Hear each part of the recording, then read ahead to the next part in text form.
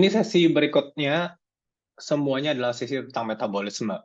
Jadi, kita fokusnya lebih banyak ke biokimianya. Nah, kalau untuk di gizi, biokimia ini adalah ilmu utamanya, dok. Jadi, kalau dokter belum familiar dengan ilmu biokimia, maka saya sarankan dokter belajar lagi dari awal, pakai buku Harper atau pakai Wikipedia, kayak gitu, untuk istilah-istilah biokimia yang dokter nggak ngerti, nanti dokter bisa tanya. Kayak gitu ya. Kalau misalnya dokter nggak belajar dulu atau nggak baca dulu dari buku yang saya sarankan kemarin, mungkin dokter agak bingung, tapi nggak apa-apa, nanti dokter tanya aja kalau misalnya ada yang nggak ngerti. Oke. Eh, kok dokter? Oke. Kalau ditanya tentang definisi metabolisme, metabolisme itu adalah tiga hal berikut ini. Yang pertama, ada yang namanya katabolisme, yang kedua namanya anabolisme, yang ketiga namanya amfibolik. Anabolisme itu adalah suatu proses untuk membentuk sebuah molekul tubuh yang kompleks, gitu ya. Dibentuknya dari molekul yang sederhana. Dan untuk membentuk molekul yang kompleks, itu biasanya dibutuhkan energi. Sementara katabolisme sebaliknya. Kita mau memecah molekul makanan atau molekul tubuh kita yang lebih kompleks menjadi molekul yang sederhana dengan tujuan mendapatkan energi dari molekul tersebut. Jadi semua pencernaan kemarin yang di saluran cerna tujuannya adalah sebenarnya katabolisme untuk mendapatkan energi dan kemudian anabolisme untuk membentuk tubuh manusia.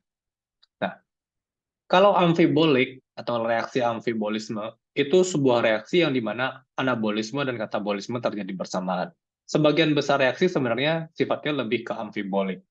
Cuma nanti berdasarkan tujuannya ada yang spesialis untuk anabolisme, ada yang spesialis untuk katabolisme kayak gitu. Nah, zat gizi yang paling banyak di tubuh manusia dan yang paling banyak kita makan namanya karbohidrat, bahasa Indonesianya hidrat arang. Nah, karbohidrat ini punya struktur C titik titik H2 titik titik O titik titik. Ini adalah jumlah molekul yang ada di dalam karbohidrat. Selalu kelipatannya seperti ini. Ya, biasanya yang dihitung adalah jumlah karbonnya. Karbohidrat nanti berdasarkan sederhana ke kompleksnya atau berdasarkan kerumitan molekulnya, nanti dibagi jadi karbohidrat sederhana dan karbohidrat kompleks. Karbohidrat sederhana terdiri dari dua, ada yang namanya monosakarida atau satu unit gula. Itu karbohidrat yang paling sederhana. Kita bilangnya satu unit gula. Ya, karena terdiri dari satu unit karbohidrat paling sederhana. Nanti ada tiga karbohidrat yang secara alami ada di alam, namanya glukosa, fruktosa, dan galaktosa. Ini yang monosakarida. Kalau glukosa, yang bisa berikatan alami itu adalah glukosa dengan karbohidrat yang lain. Jadi kalau glukosa berikatan dengan karbohidrat yang lain, kita bilang namanya disakarida. Ya, jadi kalau dilihat di sini, masing-masing disakarida salah satu komponennya adalah glukosa. Jadi kalau glukosa berikatan dengan glukosa, dia jadi maltosa. Kalau glukosa berikatan dengan fruktosa, jadi sukrosa, ini gula pasir. Kalau glukosa berikatan dengan galaktosa, dia jadi laktosa, ini gula pada susu. Nah, monosakarida dan disakarida kita bilang namanya simple sugar atau simple carbohydrates. Jadi kalau dibilang karbohidrat simplex, ditanya jenis-jenisnya apa, yaitu adalah mono dan disakarida. Oke, jadi dokter tidak boleh menyebutkan nasi, karena nasi itu bukan karbohidrat simplex. Ya, walaupun TikTok atau Instagram bilang nasi adalah karbohidrat simplex, but kalau ditanya secara biokimia atau ditanya secara saintifik, salah. Ya, karbohidrat simplex itu cuma ada buah atau madu, itu gulanya adalah fruktosa, gula pasir itu sukrosa, gula pada oat gitu ya. Kalau misalnya dokter beli oat milk atau outside, itu gulanya adalah maltosa. Kalau gula susu itu adalah laktosa. Gitu. Oke?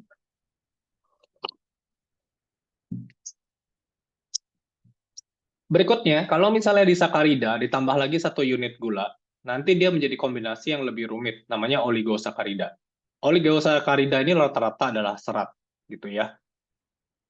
Kecuali nanti kalau oligosakaridanya hanya terdiri dari glukosa dan bisa dicerna oleh tubuh.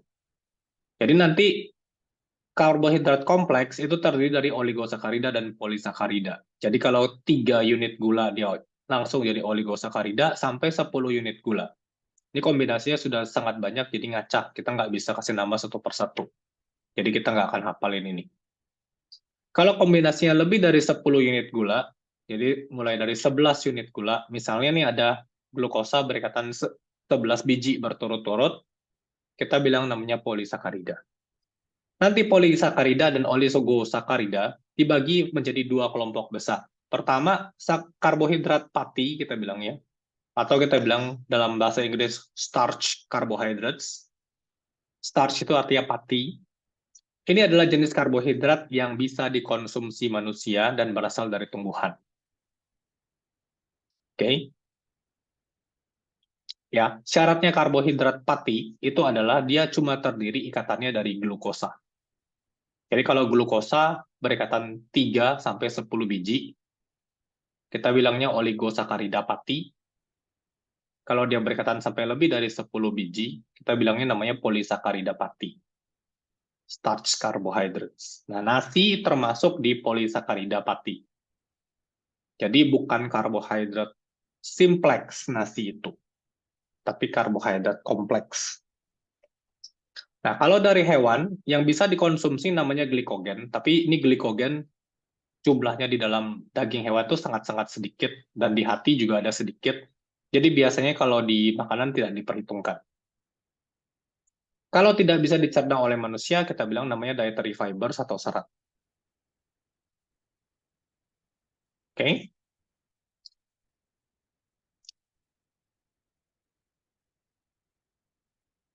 Nah,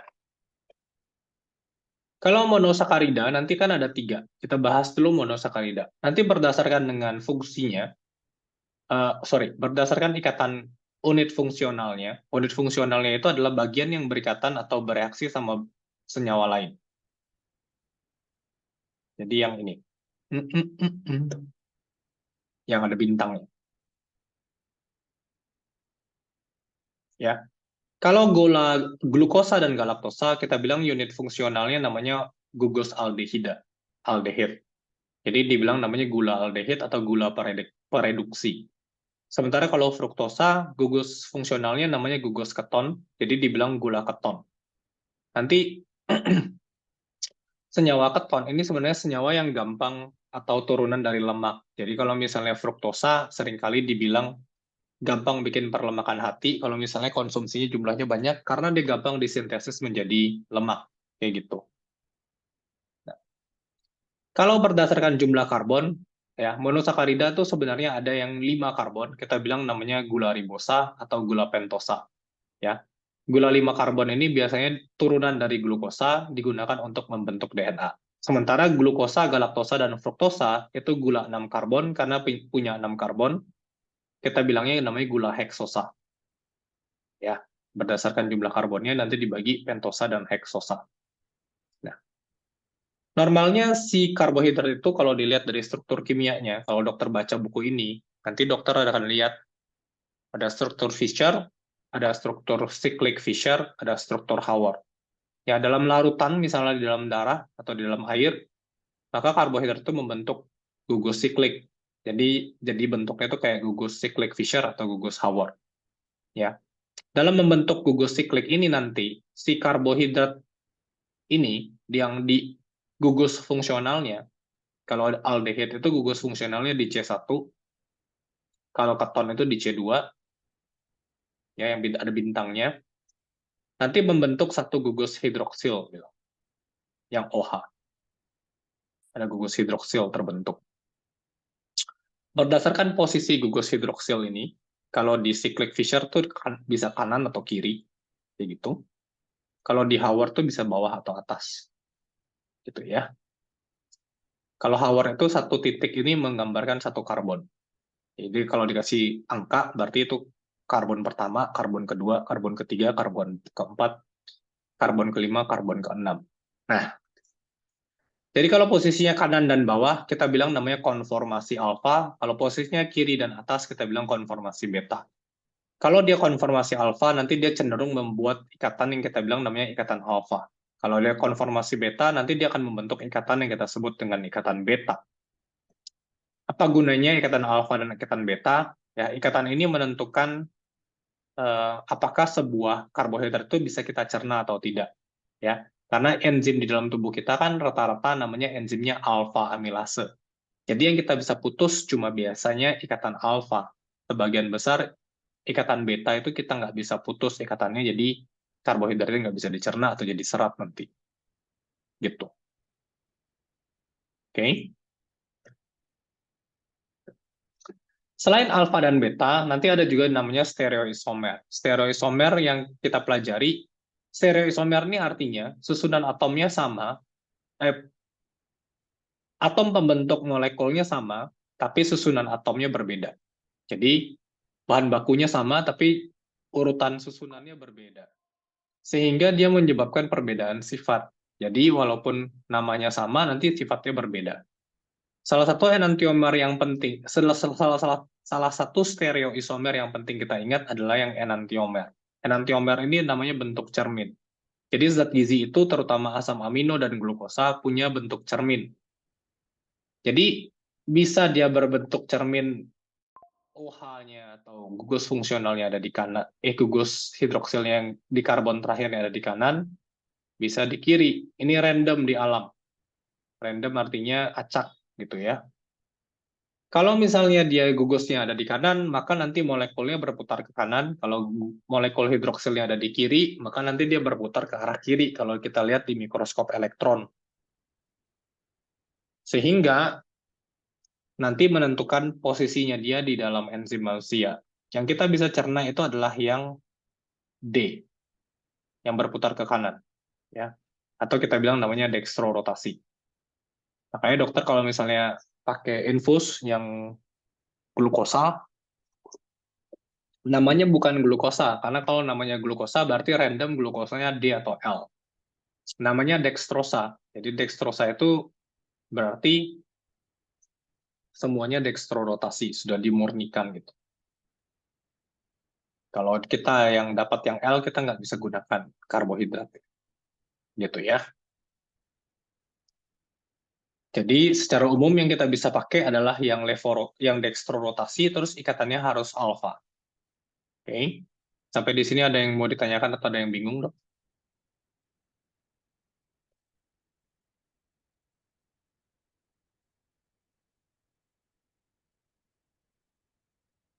Oke.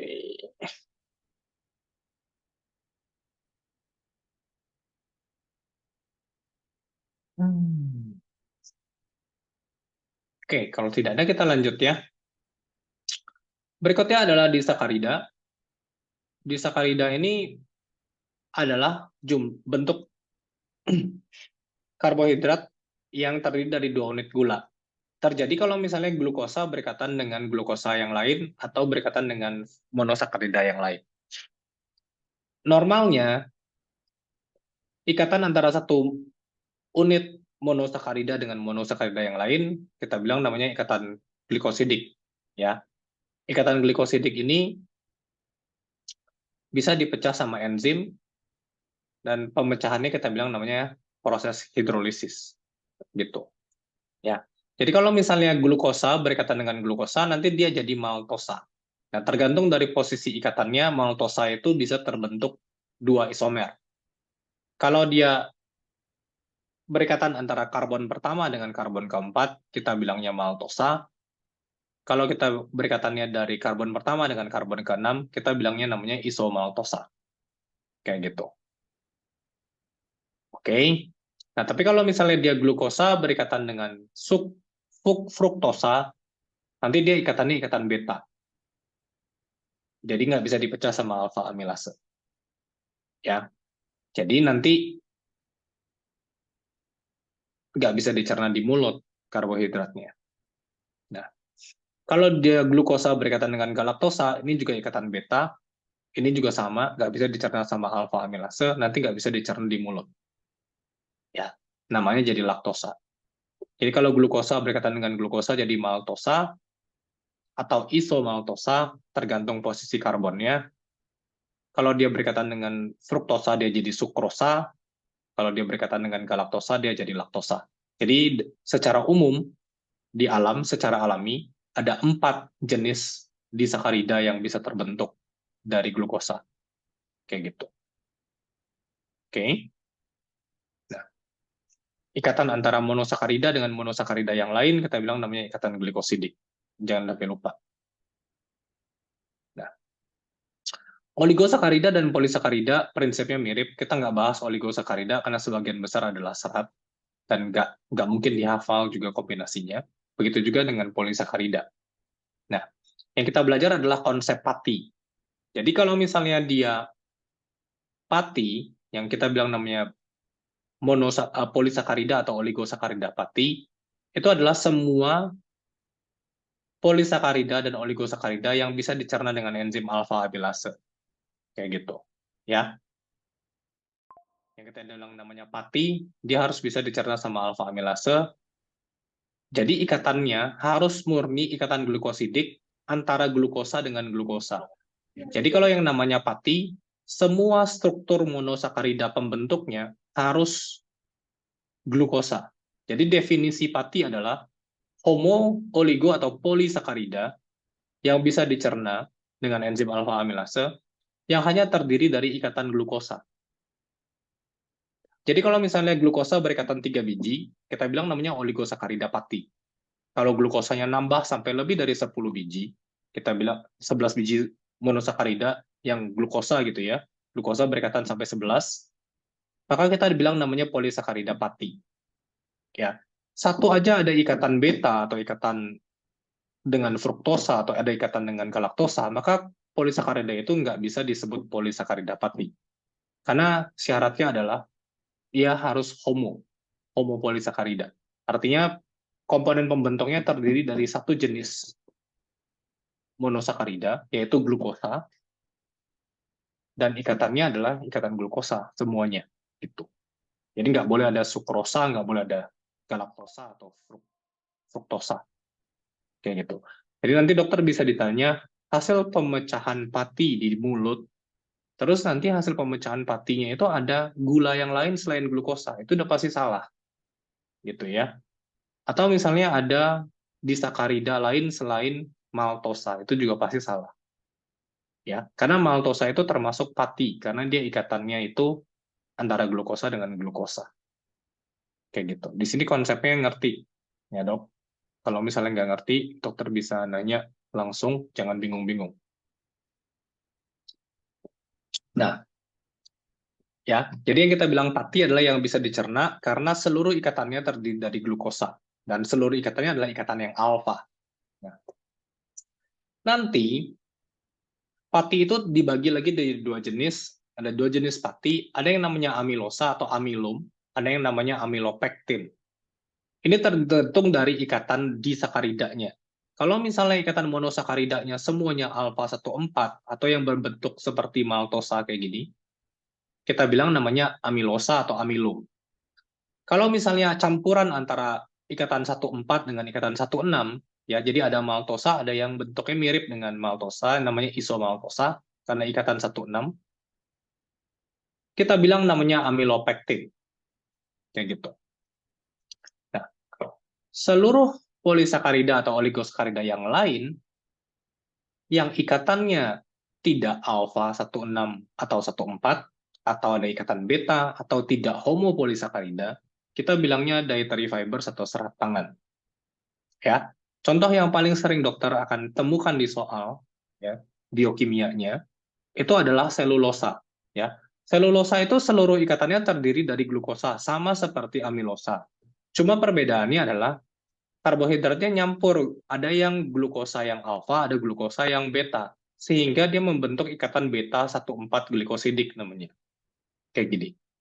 Ya, kalau di proyeksi Howard tadi ingat, kalau dia di bawah berarti dia alfa, kalau dia di atas gambarnya berarti dia beta. Jadi campuran antara alfa dan beta glikosidik.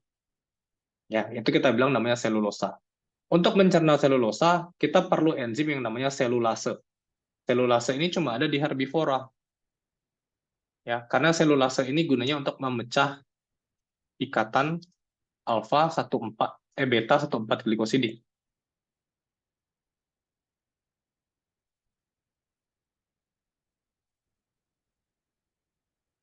ya. Yang kita punya enzim di mulut adalah alfa amilase, dan enzim di pankreas juga alfa amilase. Alfa amilase cuma bisa memecah ikatan alfa 1,4 glikosidik.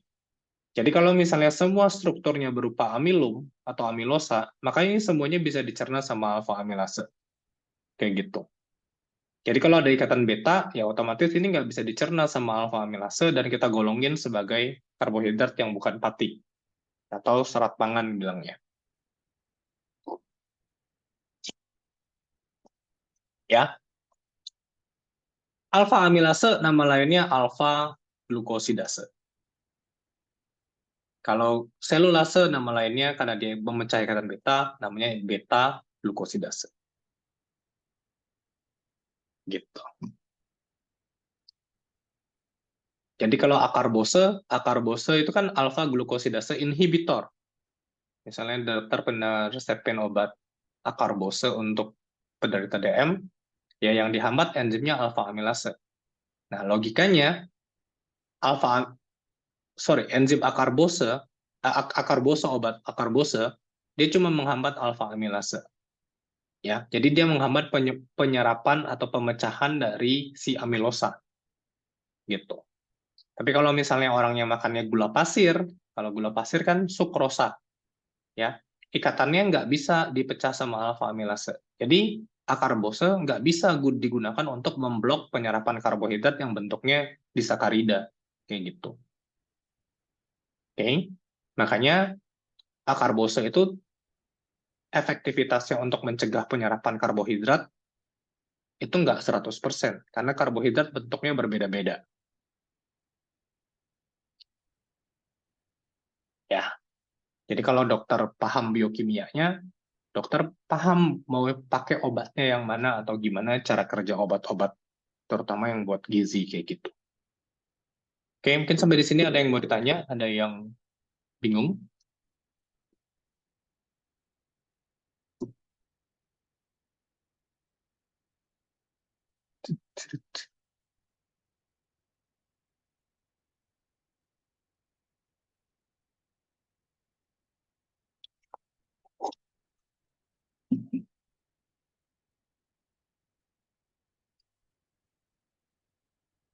Oh, Izin bertanya, Dok. oke. Dokter Dian ada yang bingung? Kalau enzim alfa amilase Ah, itu kan baiklah. tadi hanya mencerna ikatan alfa Ya, 1,4 berikutnya ya, Dok? adalah digesti karbohidrat.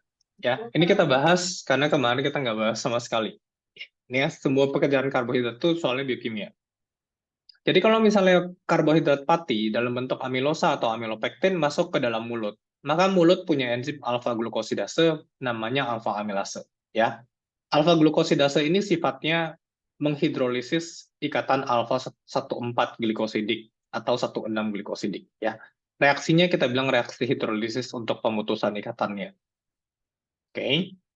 Nah, karbohidrat yang masuk adalah amilosa atau amilopektin. Jadi nanti bentuknya ada yang lurus kayak gerbong kereta api, ini yang amilosa, semua ikatannya adalah alfa 1,4 glikosidik. Ya. Kalau dia nyampur antara alfa 1,4 glikosidik atau dengan alfa 1,6 glikosidik, maka nanti ada yang bisa bercabang gitu. Karena dalam satu karbohidrat ada yang bisa berikatan ke karbon nomor 4, ada yang berikatan ke karbon nomor 6. Jadi dia bercabang-cabang gitu bentuknya. Jadi nggak lurus aja.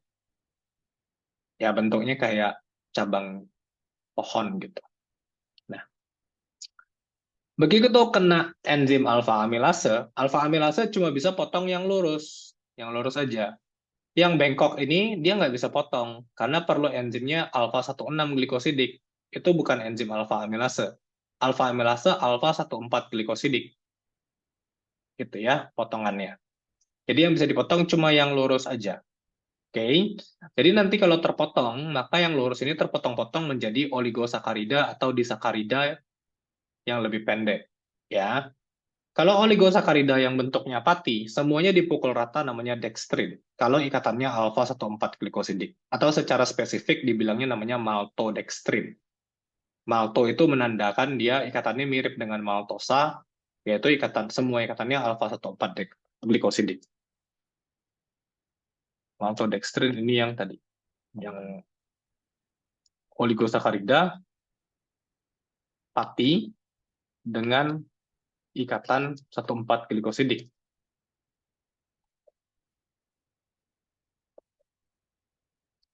Ya, kalau namanya limit dextrin berarti ini biasanya buku-buku menandai kalau misalnya dia ada ikatan 1,6 glikosidik, jadi ada cabangnya, oligosakarida yang ada cabangnya dikasih nama limit dextrin. Ya, jadi yang kayak gini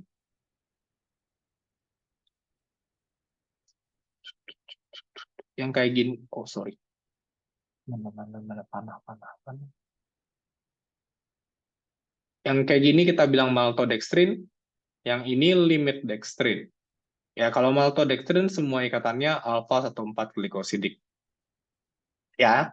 Jadi kalau misalnya kayak gini amilosa dipotong, maka hasilnya ya bisa disakarida kayak gini jadi maltosa, bisa jadi oligosakarida yang antara 3 sampai 10 glukosa gitu ya, namanya maltodextrin.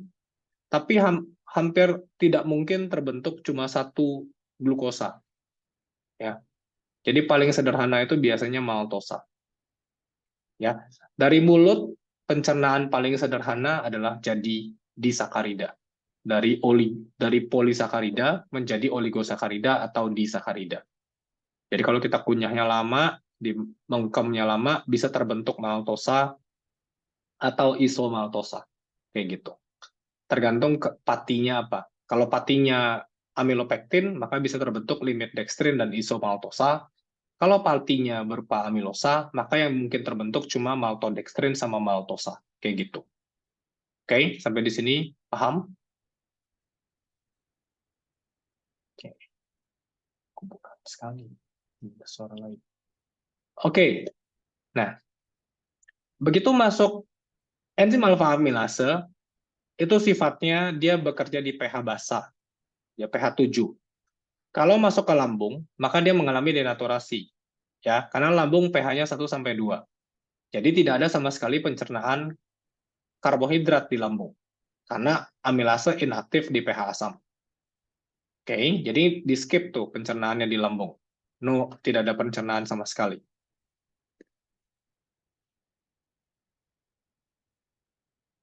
Oke, jadi nanti ini bentuknya kayak gini.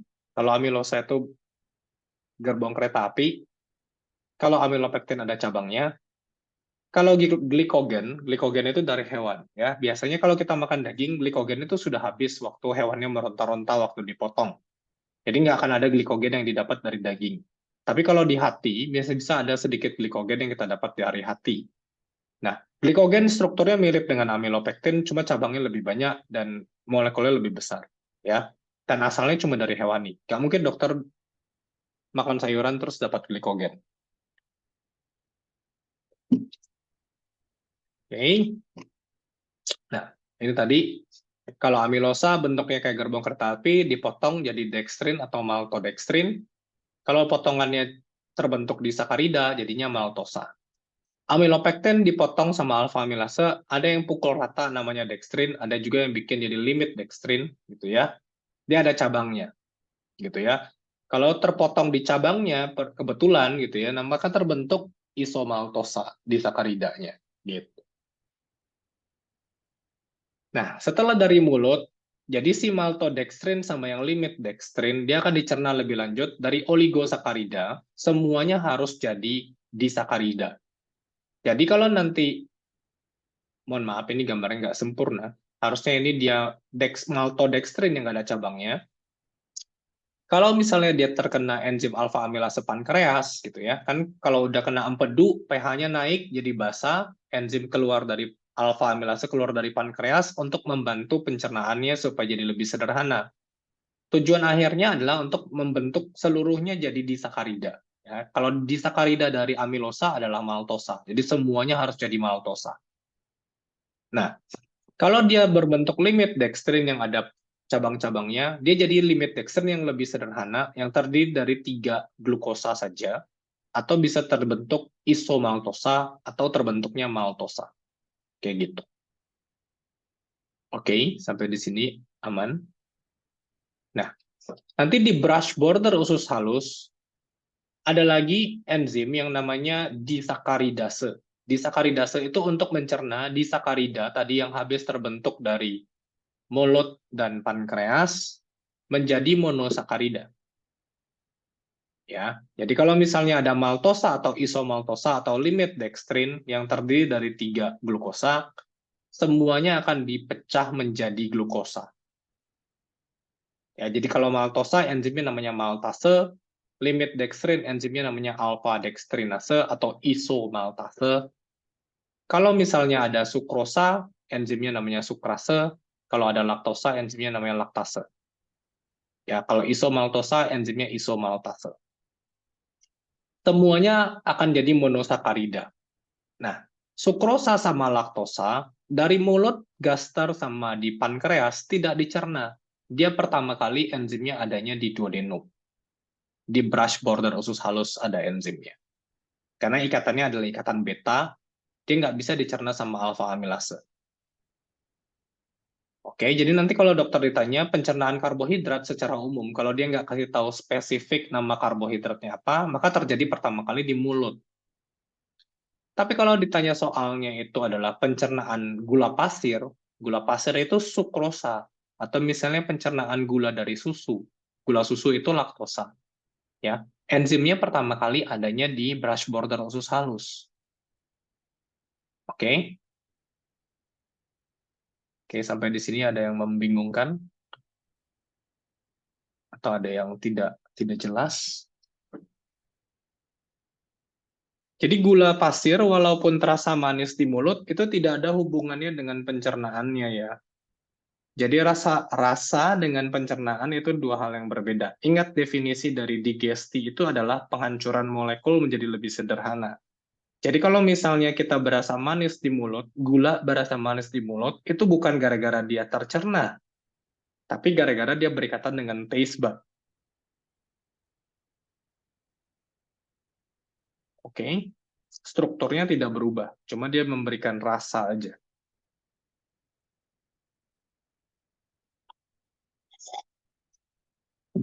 Oke, baiklah. Oh, nah, kalau semuanya sudah menjadi monosakarida, maka monosakarida diserap di brush border, di enterosit, ya. Di daerah mikrofili atau brush border itu nanti ada reseptornya. Nah, reseptor untuk menyerap glukosa sama galaktosa itu sama, namanya SGLT1, sodium glucose transporter 1. Ini adalah sebuah transporter yang sifatnya transport aktif sekunder. Namanya transport aktif sekunder. Ya, transport aktif karena dia membutuhkan ATP, sekunder karena dia membutuhkan ATP-nya di tempat lain. Jadi dia bekerja sama dengan NAK ATPase, tapi yang membutuhkan ATP itu bukan SGLT1-nya, tapi NAK ATPase-nya. Ya. Namanya transport aktif sekunder. Gitu.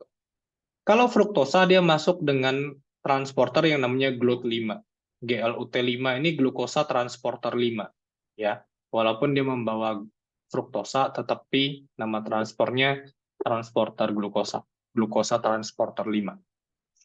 Nah, nanti kalau mereka udah masuk, glukosa, galaktosa, dan fruktosa, semuanya masuk ke dalam darah melalui transporter yang namanya GLUT2.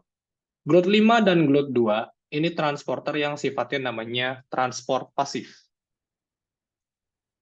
Transport pasif tidak perlu ATP, lebih spesifik jenis transport pasifnya namanya difusi terfasilitasi.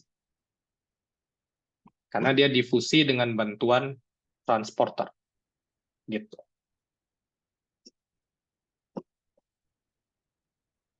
Oke.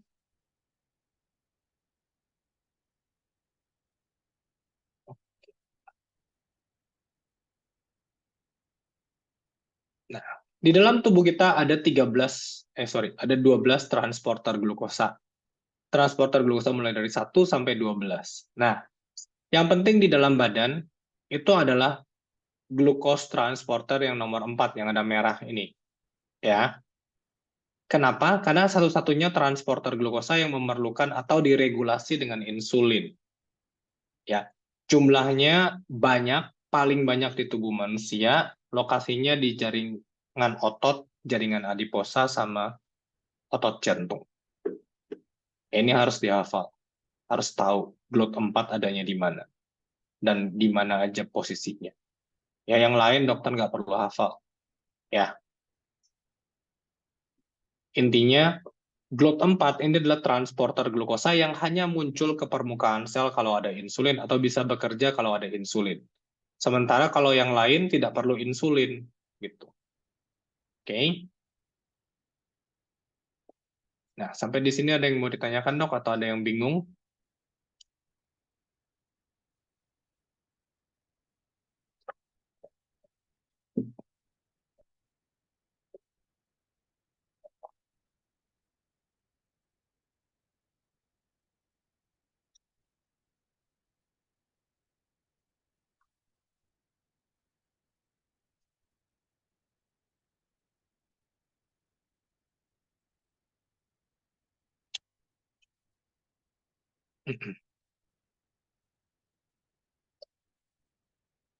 Oke, berikutnya adalah glukosa darah. Jadi gini, setelah semua karbohidrat itu dicerna dan diserap, maka dia masuk ke dalam darah dalam bentuk gula darah. Gula darah itu sebenarnya ada bermacam-macam, ada galaktosa, ada glukosa, ada fruktosa. Tapi dari semua gula, yang paling tinggi kadarnya di dalam darah itu adalah glukosa. Ya.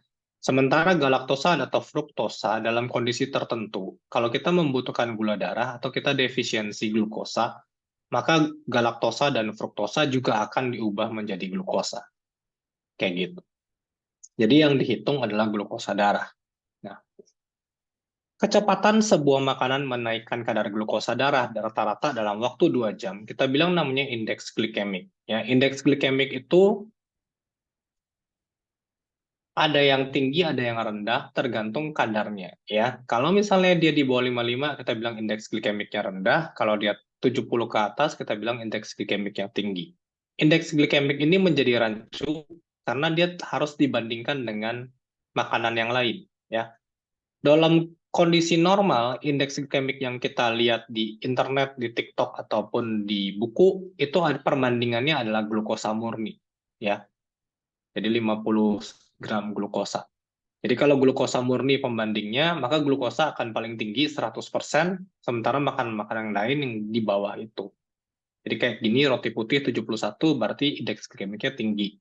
Nah, kalau pembandingnya berupa makanan, maka makanan yang sering dijadikan pembanding indeks glikemik itu adalah roti putih. Jadi ada makanan-makanan yang mungkin lebih tinggi daripada roti putih, artinya lebih cepat menaikkan kadar gula dibandingkan roti putih. Kayak gitu. Nah,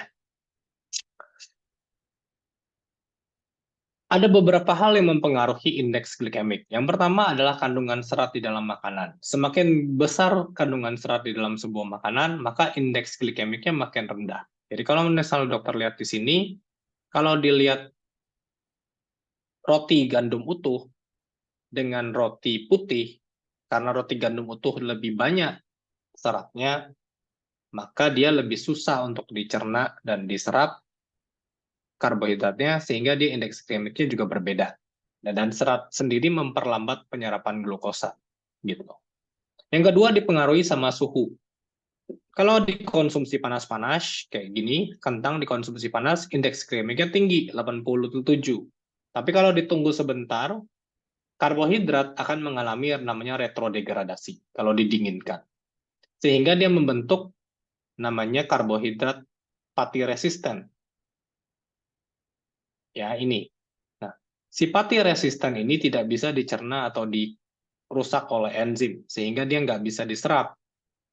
Jadi kalau misalnya dia didinginkan, secara signifikan indeks glikemiknya akan turun. Makanya orang diabetes disuruh makan nasi dingin. Ya, kayak gitu. Karena mendinginkan nasi itu akan menyebabkan retrodegradasi sehingga terbentuk resistant starch atau pati resisten. Kayak gitu. Nah, selain indeks glikemik, ada juga yang namanya glycemic load atau glycemic load, artinya itu indeks glikemik dikalikan dengan jumlah karbohidrat di dalam makanan dalam satu serving per 100 gramnya. Jadi, Yang diperhitungkan dalam glycemic load adalah berapa banyak jumlah karbohidrat di dalam makanan tersebut, ya. Bisa jadi makanan itu dalam satu serving, ya kan, saking banyak karbohidratnya, walaupun dia indeks glikemiknya rendah, glycemic load-nya jadi tinggi, ya. Kalau glycemic load, kalau dia di bawah 10 dia rendah, 11 sampai 19 dia medium, 20 ke atas dia tinggi. Jadi contohnya adalah pizza misalnya. Pizza ini secara umum indeks glikemiknya rendah karena dia terbentuk dari gandum utuh. Kecuali pizza-pizza palsu ya. Dari pizza dari roti ya, itu nggak sama dengan ini. Tapi karena kadar karbohidrat di dalam pizza itu tinggi per servingnya, maka glycemic load-nya jadi medium.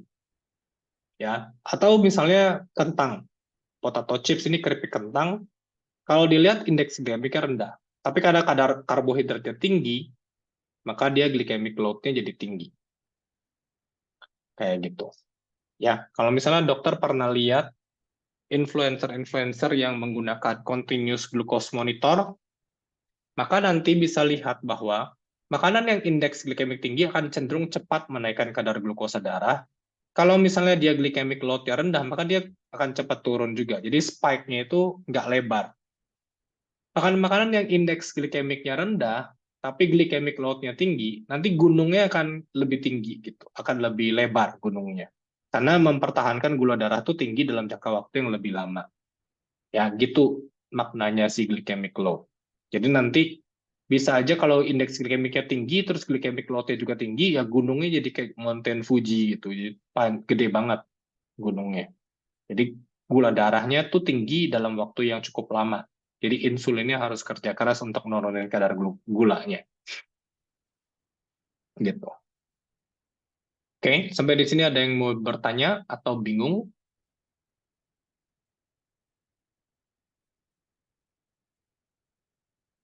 Oke, nggak ada. Kita lanjutkan. Nah, ya ini salah satu yang sering disalahin orang salah, ya. Dan ini pernah jadi soal essay di UI dan banyak yang salah, ya. Yang namanya karbohidrat simplex itu tergantung dari ikatan kimianya. Jadi dia harus di dan monosakarida. Ya. Jadi kalau misalnya kayak roti putih, ini bukan karbohidrat simplex, ini masuknya karbohidrat kompleks. Kenapa? Karena roti putih itu ikatan kimianya adalah amilopektin atau amilum, gitu ya. Begitu juga pasta, begitu juga kue, begitu juga nasi putih. Tapi kalau misalnya kayak cookies atau misalnya yang banyak toppingnya atau misalnya kayak permen, itu kan sebagian besar banyaknya adalah gula. Nah, itu dokter boleh bilang dia sumber karbohidrat simplex. Atau misalnya kayak es krim, ya, atau misalnya kayak madu, atau misalnya gula pasir, kayak gitu, atau minuman-minuman yang ditambahkan gula, gitu. Ya, si roti putih atau pasta atau nasi putih itu maksudnya masuknya di karbohidrat kompleks. Ya, walaupun nanti indeks glikemiknya tinggi. Ya, nanti di karbohidrat kompleks pun dibagi dua lagi. Ada yang berserat, ada yang refined carbohydrates namanya, karbohidrat olahan. Itu yang tidak berserat. Nah, nanti pasta sama roti putih itu masuknya di refined carbohydrates, ya. Karbohidrat kompleks yang tidak berserat karena sudah diolah, kayak gitu. Oke. Nah, jadi kalau di sini sebenarnya buah, kalau buahnya tidak berserat, itu juga masuknya di simple carbohydrates. Misalnya buah-buah yang sangat manis kayak leci, terus misalnya kayak pisang mungkin juga salah satunya ya, pisang matang atau misalnya kayak mangga harum manis, rambutan, kayak gitu-gitu. Ya, jadi jangan salah. Buah itu sebenarnya banyakannya fruktosa. Fruktosa itu masuknya karbohidrat simplex. Nah, faktor yang mempengaruhi indeks glikemik pada makanan adalah pertama ada kandungan gula sederhananya. Semakin banyak kadar gula pasirnya atau semakin banyak kadar fruktosa atau maltosanya, maka makin tinggi indeks glikemiknya. Contohnya misalnya gini, kalau dokter makan susu, susu biasa gulanya itu laktosa. Laktosa itu indeks glikemiknya rendah, ya, karena dia susah diserap. Ya, galaktosa itu lambat sekali diserap, gitu. Dan enzimnya itu kita punya juga sedikit si enzim laktase, apalagi kalau orang dewasa. Jadi susah diserap dan indeks glikemiknya rendah. Nah, Tapi kalau misalnya dokter makan susu dari gandum, misalnya kayak oat milk, ya, oat milk itu indeks glikemiknya tinggi karena gulanya adalah maltosa dan maltosa itu gampang diserap. Karena maltosa kan ikatannya glukosa dengan glukosa, sehingga dari mulut pun dia udah bisa dicerna kalau misalnya kita minum. Nah, yang kedua, partikel makanan, ya semakin padat makanannya, semakin tinggi usaha yang harus digunakan untuk menghancurkan makanan tersebut. Jadi penyerapannya akan makin lambat, otomatis indeks glikemiknya akan lebih rendah. Jadi dibandingkan makan nasi, pasti lontong lebih tinggi indeks glikemiknya, karena dia udah lebih hancur. Yang dibandingkan lontong, bubur pasti lebih tinggi karena bubur sudah lebih cair, kayak gitu. Yang berikutnya adalah kandungan serat. Ini tadi, kalau karbohidrat kompleks yang berserat, atau misalnya punya fatty resisten dibandingkan dengan karbohidrat kompleks yang sudah diolah, otomatis yang berserat akan lebih rendah indeks glikemiknya. Yang kedua, yang berikutnya adalah pH. pH ini maksudnya kalau makin asam, karena asam itu mengganggu enzim alfa amilase, dia akan makin rendah indeks glikemiknya. Susah dikonsumsi, ini tadi karena mempengaruhi resistance starch.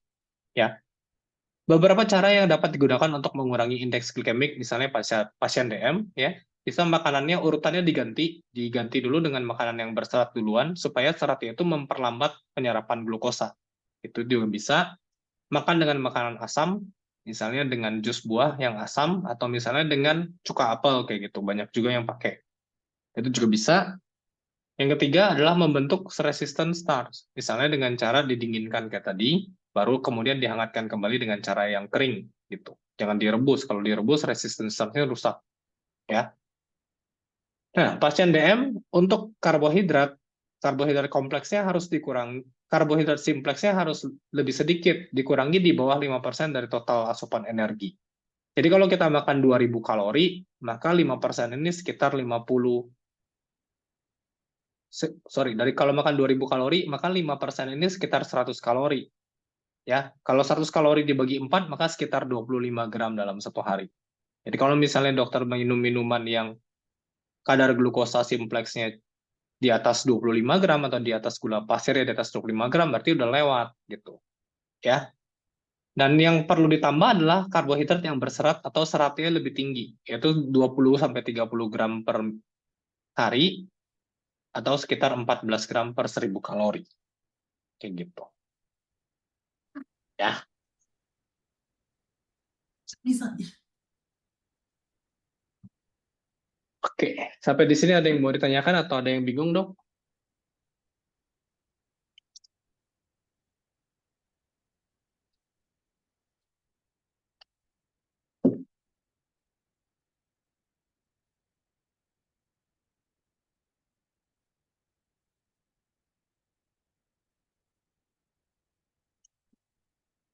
Oke, kalau nggak ada kita lanjutkan ya.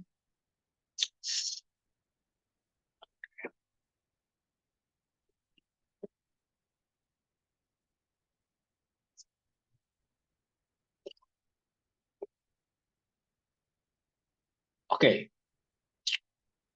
berikutnya adalah metabolisme glukosa. Jadi kalau kita makan glukosa atau makan karbohidrat jenis apapun, tadi semua karbohidrat itu akan masuk jadi gula darah. Dan gula darah itu paling tinggi, itu adalah glukosa dibandingkan gula darah yang lain. Ya, makanya seringnya dibilangin namanya glukosa darah. Nah, si glukosa, kalau misalnya kita sudah dapat banyak, maka pertama kali dia akan diubah menjadi energi. Jadi glukosa ini ibaratnya kalau di dalam tubuh manusia itu adalah bensin, gitu ya. Nanti dia akan mengalami katabolisme, dia akan dirusak dalam kondisi aerob, maka terjadi glikolisis menjadi pirufat, terus kemudian pirufat dilanjutkan ke respirasi aerob. Dalam kondisi anaerob, piruvatnya diubah menjadi laktat, yang nggak bisa masuk ke dalam siklus Krebs. Nah, kalau nanti kita sudah dapat energi, dan energinya udah tercukupi gitu ya, untuk aktivitas sehari-hari, terus kita misalnya duduk-duduk nih, duduk-duduk, terus masih ada sisa nih piruvatnya. Maka piruvatnya akan disimpannya menjadi lemak dan gula otot gitu. Jadi nanti piruvatnya akan disimpan menjadi glikogen dalam proses glikogenesis, jadi lemak dalam proses lipogenesis. Gitu. Suatu hari kalau misalnya kita beraktivitas berat, glukosanya ternyata kurang, maka tubuh kita akan menambah glukosa dari cadangan tubuh kita.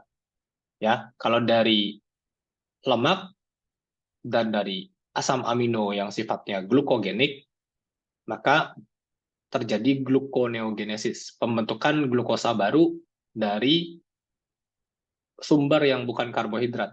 Itu definisinya. Gluconeogenesis, pembentukan glukosa dari senyawa lain yang bukan karbohidrat. Ya, apa aja senyawa lainnya? Pertama, asam amino glukogenik. Ya, asam amino yang sifatnya glukogenik itu artinya asam amino yang bisa diubah menjadi glukosa.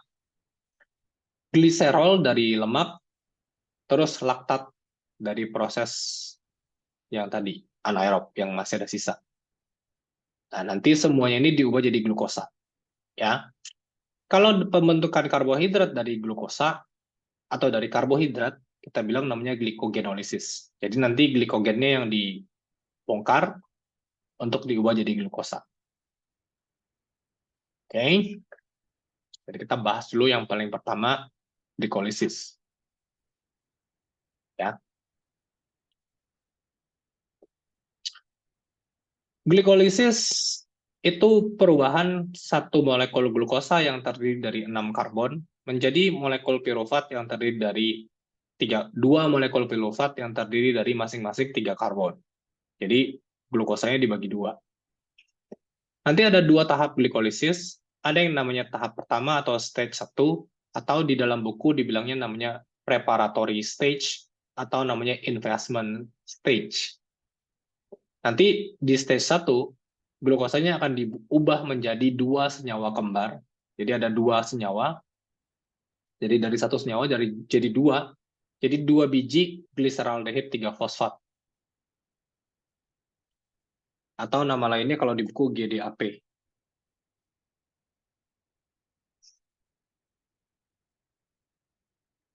Bukan. Namanya PGAL, sorry. Fosfogliserat atau gliseraldehid 3-fosfat. Ya. Nah, kenapa disebut dengan stage 1 atau investment? Karena untuk memulai reaksi glikolisis, kita harus investasiin dulu 2 ATP. Ya, ATP ini mata uang di dalam metabolisme. Jadi diinvestasiin 2 ATP, nanti dapat 2 PGAL, nanti masing-masing PGAL akan menjadi pirufat. Jadi kita nanti dapat 2 pirufat. Dan proses pengurubahan PGAL menjadi pirufat itu akan menghasilkan 2 ATP. Jadi totalnya dapatnya 4 ATP. Nah, karena 2 ATP perlu diinvestasikan lagi untuk reaksi berikutnya, maka cuannya atau untungnya cuma 2 ATP. Ya. Mulai dari gliseraldehid 3-fosfat sampai jadi pirufat, kita bilang namanya stage 2. Ya, di mana kita dapat uang atau dapat untung dari investasi 2 ATP-nya itu. Nama lainnya adalah payoff stage, jadi dibayar gitu. Ini nggak ada bahasa Indonesia ya, bahasa Indonesia cuma ada stage 2 gitu. Ya, jadi untuk memulai diperlukan 2 ATP, dihasilkan 4 ATP.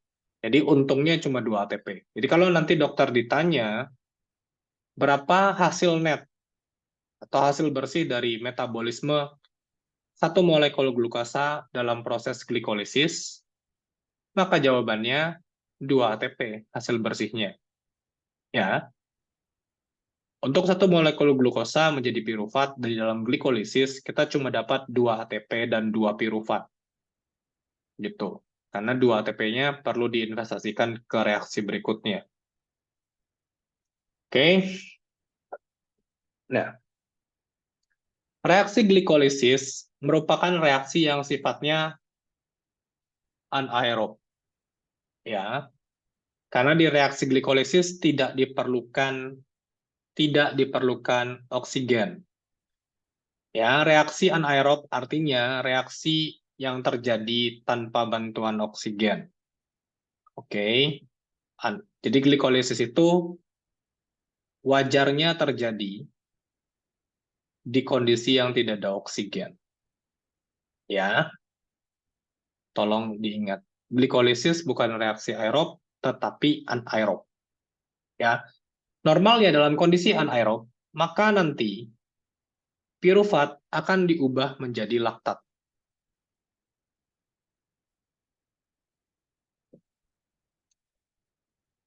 Piruvat menjadi laktat itu tidak menghasilkan ATP. Jadi dalam satu reaksi anaerob atau reaksi glikolisis, kalau ditanya, maka hasilnya sama, 2 piruvat dan 2 ATP. Jadi nanti dokter dapat soal, bisa jadi kata-katanya berbeda. Berapa banyak ATP yang dihasilkan secara bersih di dalam satu reaksi glukosa secara anaerob? Jawabannya sama, 2 ATP, 2 piruvat. Kayak gitu ya. Nah, di mana terjadinya glikolisis? Glikolisis terjadinya di sitoplasma sel. Jadi glikolisis tidak memerlukan organel sel apapun.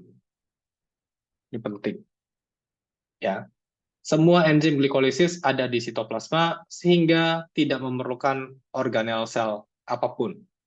Tidak memerlukan organ sel apapun. Tidak perlu inti sel, tidak perlu ribosom, tidak perlu mitokondria, tidak perlu DNA, tidak perlu apapun. Oke? Oke, tidak ada jawaban. Kita lanjutkan. Ya. Ini reaksi glikolisis yang lengkapnya. Ya, ini dokter tidak perlu hafal, tidak perlu dibuat nyanyian juga, seperti anak-anak di TikTok. Nama reaksinya namanya reaksi Embden-Meyerhof. Ini mungkin yang menemukan dia. Saya nggak tahu, tapi ini namanya reaksi Embden-Meyerhof. Jadi dokter lihat, glukosa untuk diubah menjadi senyawa antara, dia harus ditambahin 2 ATP. 2 ATP-nya masuknya di sini. 1, 2. Penambahan ATP menyebabkan si molekul glukosa ini memiliki molekul fosfat. Yang ini fosfatnya. Oke. Karena ada 2 ATP-nya, nanti jadi dapat 2 molekul fosfat. Ya. Di tengah-tengah jalan dia diubah ke bentuk fruktosa yang segi 5, terus dapat satu lagi molekul fosfat, jadi ada 2 molekul fosfat. Molekul fosfatnya dibikin simetris. Satu di sebelah kiri, di atom karbon pertama, satu di sebelah kanan, di atom karbon nomor 6. Oke. Nah, nanti datang tukang durian, terus membelah si fruktosa 16-bifosfat ini pas di tengah-tengahnya, nama enzimnya aldolase. Nanti terbentuk 2 senyawa kembar, namanya gliseraldehid 3-fosfat, ini tadi hasil antaranya namanya PGAL, sama dehidroaseton fosfat, ini nama lainnya DHAP. Oke. Dalam kondisi normal, si dehidroaseton fosfat, dalam kondisi kita perlu energi, maka dia akan diubah menjadi PGAL. Jadi kita dapat 2 biji PGAL. Masing-masing PGAL akan mendapatkan atau diubah menjadi satu molekul piruvat. Dalam proses pengubahan PGAL menjadi piruvat, dilepaskan 2 ATP. Jadi kita dapat 4 ATP totalnya dan 2 piruvat. 2 ATP-nya digunakan untuk siklus berikutnya. Jadi cuannya cuma 2 piruvat dan 2 ATP. Oke. Ada yang bingung atau ingin bertanya? Ini tidak hadir apa tidak Izin sudah bertanya mengerti? boleh, Dok? Oke. Kalau ada yang bingung langsung bertanya aja ya, Dok. Jangan malu-malu. Karena ini sulit. Kalau dokter bertanya itu bukan pertanyaan bodoh, tapi memang kalau dokter baru pertama belajar biokimia, wajar ada pertanyaan bodoh. Izin bertanya Tanya aja boleh. kalau bingung. Oke. Berikutnya, kalau seandainya, ya kan, tadi kan glukosa, Dok, gitu ya. Fruktosa gimana kalau masuk ke dalam tubuh manusia? Ya, kalau fruktosa masuk ke dalam tubuh manusia ya sama, tinggal ditambahin 2 molekul ATP. Ditambahin 2 molekul ATP, nanti dia langsung jadi fruktosa 16-bifosfat. Jadi dari fruktosa 16-bifosfat dipotong sama tukang durian, si aldolase, ya tetap sama, nanti jadinya DHAP dan PGAL. Nah, perbedaannya adalah di dalam kondisi normal, metabolisme kita itu menggunakan glukosa sebagai bahan bakar utama. Jadi misalnya dokter makan gula pasir. Gula pasir kan sukrosa. Sukrosa nanti diubah menjadi glukosa dan fruktosa. Jadi kita dapat dua-duanya.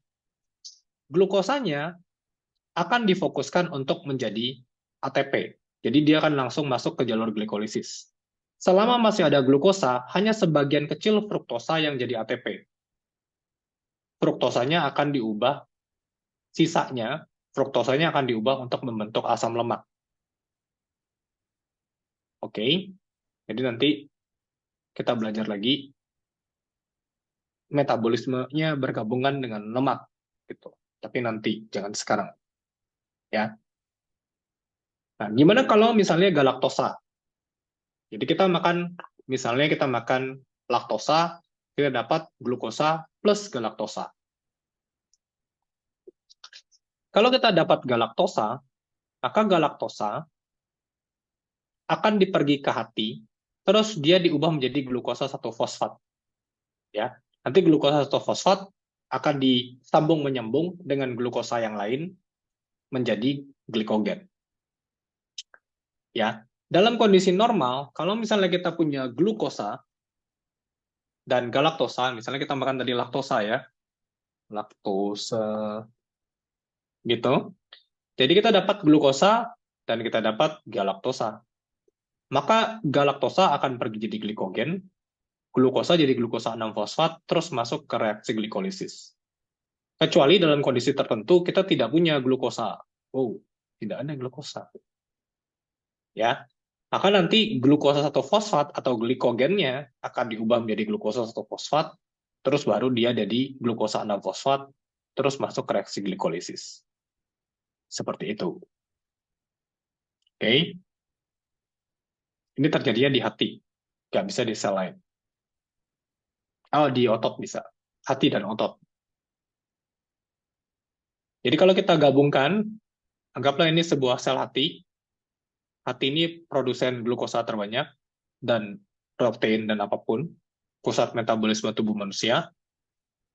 Jadi kalau kita dapat glukosa, glukosa akan turun ke bawah menjadi PGAL, terus PGAL jadi ATP tuh, jadi pirufat.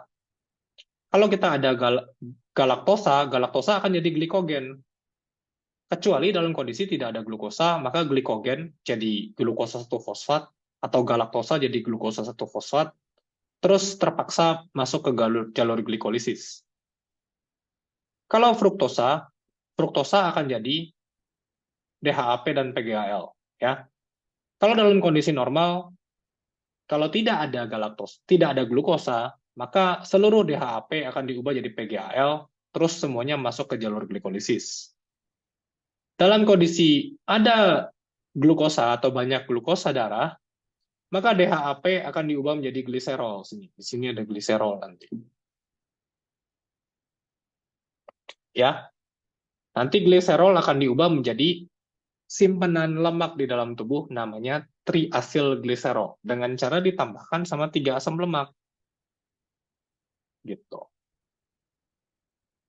Ya. Oke. Oke, sampai di sini ada yang mau ditanyakan atau ada yang bingung? Atau cukup jelas?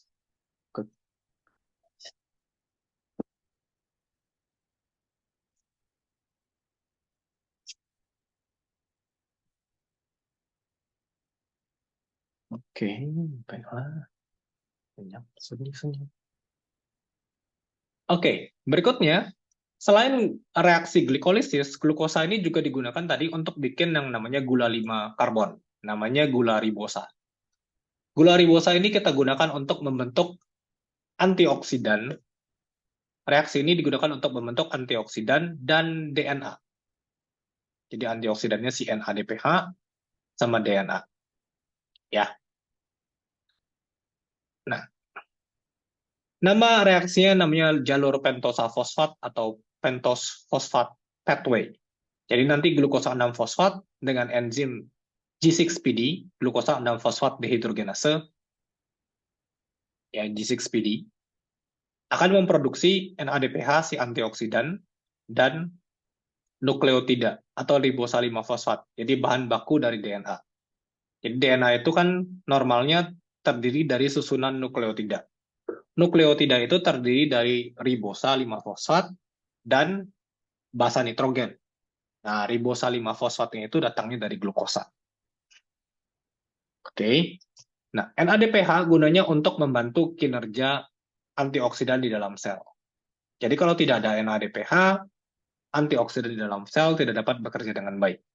Akibatnya nanti zat-zat radikal bebas seperti peroksida, terus sinar ultraviolet, karbon atau akrilamid dari makanan gitu ya, atau misalnya nitrosamin dari kentang goreng gitu ya, itu nggak bisa dinetralisir.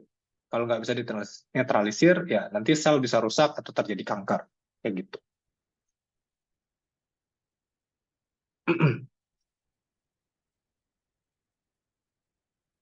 Oke, ada. Nah,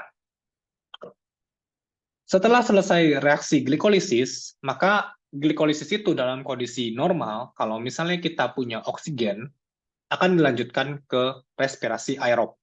Jadi respirasi aerob itu mulai dari siklus asam sitrat atau siklus Krebs. Ini juga tidak perlu dihafal. Tidak berguna dihafal, lebih tepatnya. Yang penting dipahami. Ya. Jadi kalau misalnya ada anak-anak bikin nyanyian siklus Krebs, tidak berguna itu sebenarnya. Ya. Jadi kalau dari piruvat, dengan ada oksigen, inti sel kita akan mengeluarkan enzim yang namanya piruvat dehidrogenase kompleks. Jadi kalau tidak dideteksi adanya oksigen, maka enzim piruvat dehidrogenase kompleks tidak keluar. Yang keluar namanya laktat dehidrogenase. Sehingga respirasi aerob tidak mungkin terjadi. Terjadinya reaksi glikolisis saja. Makanya glikolisis itu tergolong di reaksi yang sifatnya anaerob. Kalau ada oksigen, piruvat dehidrogenase aktif, sehingga piruvat akan diubah menjadi asetil-CoA. Nah, asetil-CoA nanti diputar di dalam sebuah siklus yang namanya siklus Krebs atau siklus asam sitrat atau tricarboxylic acid cycle, TCA cycle, itu sama. TCA cycle, citric acid, Krebs cycle sama. Ya, namanya doang dibeda-bedain. Tujuan siklus Krebs apa? Menghasilkan molekul elektron dalam bentuk hidrogen. Jadi nanti molekul elektronnya akan dibawa sama vitamin B. NAD ini vitamin B3, FADH ini vitamin B2. Ya. Jadi nanti NAD akan membawa satu elektron jadi NADH, FAD ini vitamin B2 akan membawa dua elektron terus menjadi FADH2. Ini tujuan utamanya. Nanti elektron ini di dalam membran mitokondria bisa ditukar menjadi ATP. Gitu. Oke. Siklus Krebs ini terjadi di matriks mitokondria. Sehingga sel-sel yang tidak punya mitokondria tidak bisa menjalankan respirasi aerob atau siklus Krebs. Oke. Siklus Krebs perlu mitokondria. Kalau tidak ada mitokondria, tidak bisa menjalankan siklus Krebs. Pertanyaannya, sel apa yang tidak punya mitokondria? Ada yang tahu? Eritrosit ya, Dok? Hah? Jangan ragu-ragu dok kalau tahu. Jangan di-unmute terus di-mute lagi. Maaf, Dok. Eritrosit Ayo, ya, ayo, Dok? ada yang tahu dok? Eritrosit ya, Dok?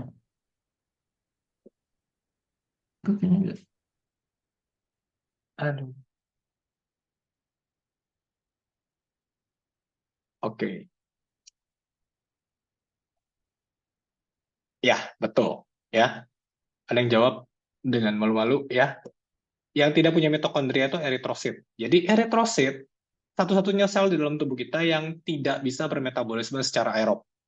Makanya dalam kondisi, walaupun kita kepenuhan atau normal kadar oksigennya, tubuh kita itu tetap menghasilkan laktat. Yang menghasilkan laktatnya itu adalah eritrosit. Kayak gitu ya. Karena eritrosit itu tidak punya organel sel dan tidak punya inti sel. Jadi dia tidak bisa bermetabolisme secara aerob, tidak bisa bermetabolisme selain dengan menggunakan glikolisis, tidak bisa bermetabolisme dengan substrat selain glukosa.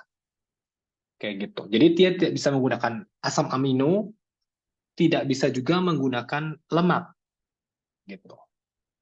Oke. Nah, kalau misalnya sudah menjalankan energi, ya kan, menghasilkan molekul berelektron, fungsi kedua dari siklus Krebs adalah interkonversi makronutrien.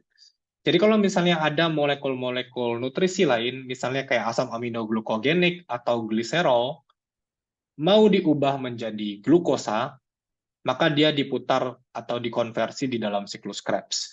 Contohnya, ada asam amino glutamat bisa diubah menjadi alfa ketoglutarat. Nanti alfa ketoglutarat akan masuk ke siklus Krebs, terus diubah menjadi pirufat. Nah, kalau dia udah jadi pirufat, dia bisa diubah jadi glukosa. Atau misalnya di sini ada oksaloasetat. Oksaloasetat ini datangnya dari aspartat. Gitu ya. Nanti aspartat masuk ke dalam menjadi oksaloasetat, masuk ke dalam siklus Krebs. Nanti di siklus Krebs dia diubah menjadi pirufat atau jadi fosfoenol pirufat terus jadi glukosa. Gitu. Asam amino tirosin dan fenilalanin bisa membentuk fumarat. Di fumarat ini ya sama, masuk ke dalam siklus Krebs terus diubah jadi glukosa. Jadi kalau kita mau konversi asam amino menjadi glukosa, itu perlu siklus Krebs. Oke, jadi fungsi siklus Krebs ada dua. Pertama, untuk membentuk molekul berelektron atau respirasi aerob menghasilkan ATP. Yang kedua, interkonversi makronutrien untuk gluconeogenesis. Oke, lanjutkan. Nah, kalau sudah dapat molekul berelektron, nanti molekul berelektron itu masuk ke membran mitokondria. Di membran mitokondria ada 4 protein. Kita bilang namanya kompleks 1, terus kompleks 2, kompleks 3, kompleks 4. Ini nggak usah dihafal, walaupun sangat gampang dihafal. Nggak perlu dihafal. Ya. Nanti si vitamin B3 yang bawa elektron, NADH, dia masuk dari kompleks 1.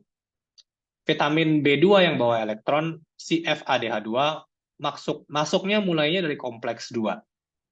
Oke.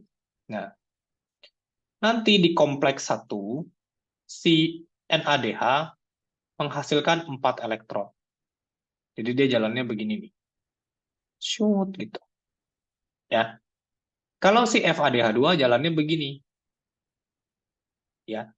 Jadi kalau dilihat, NADH akan menghasilkan 4 elektron, tambah 4 elektron, tambah 2 elektron, totalnya 10 elektron. Kalau FADH2, dia nggak lewat di siklus 1, di kompleks 1. Jadi dia cuma mendapatkan 4 sama 2 elektron, jadi totalnya 6 elektron.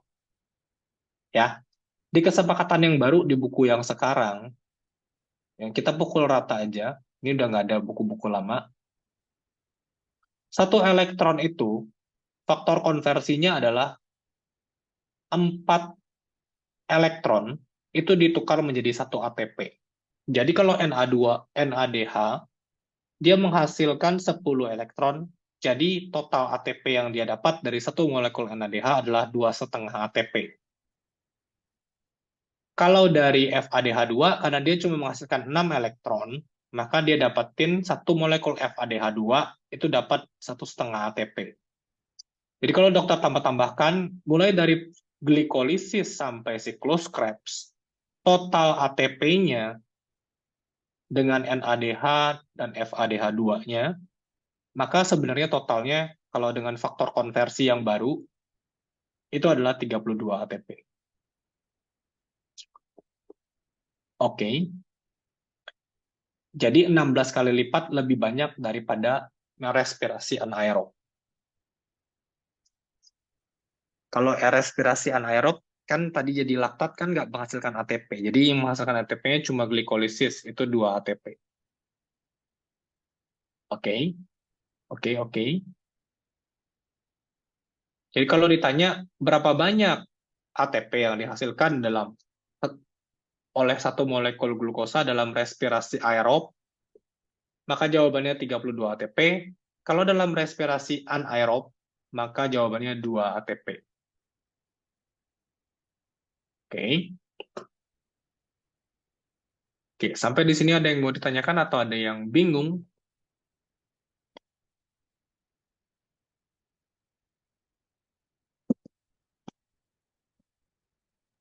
Maaf dok, izin mau tanya dok, yang tadi itu kan ada tulisannya 38 ATP ya dok, berarti itu udah nggak dipakai lagi apa gimana dok?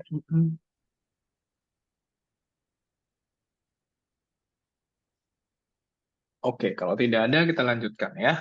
Ini udah dikit lagi. Eh, sorry, ini kayaknya saya nggak mendengarkan suara. Atau ada yang unmute dari tadi, tapi saya nggak. Ada yang bertanya, tapi saya nggak dengar.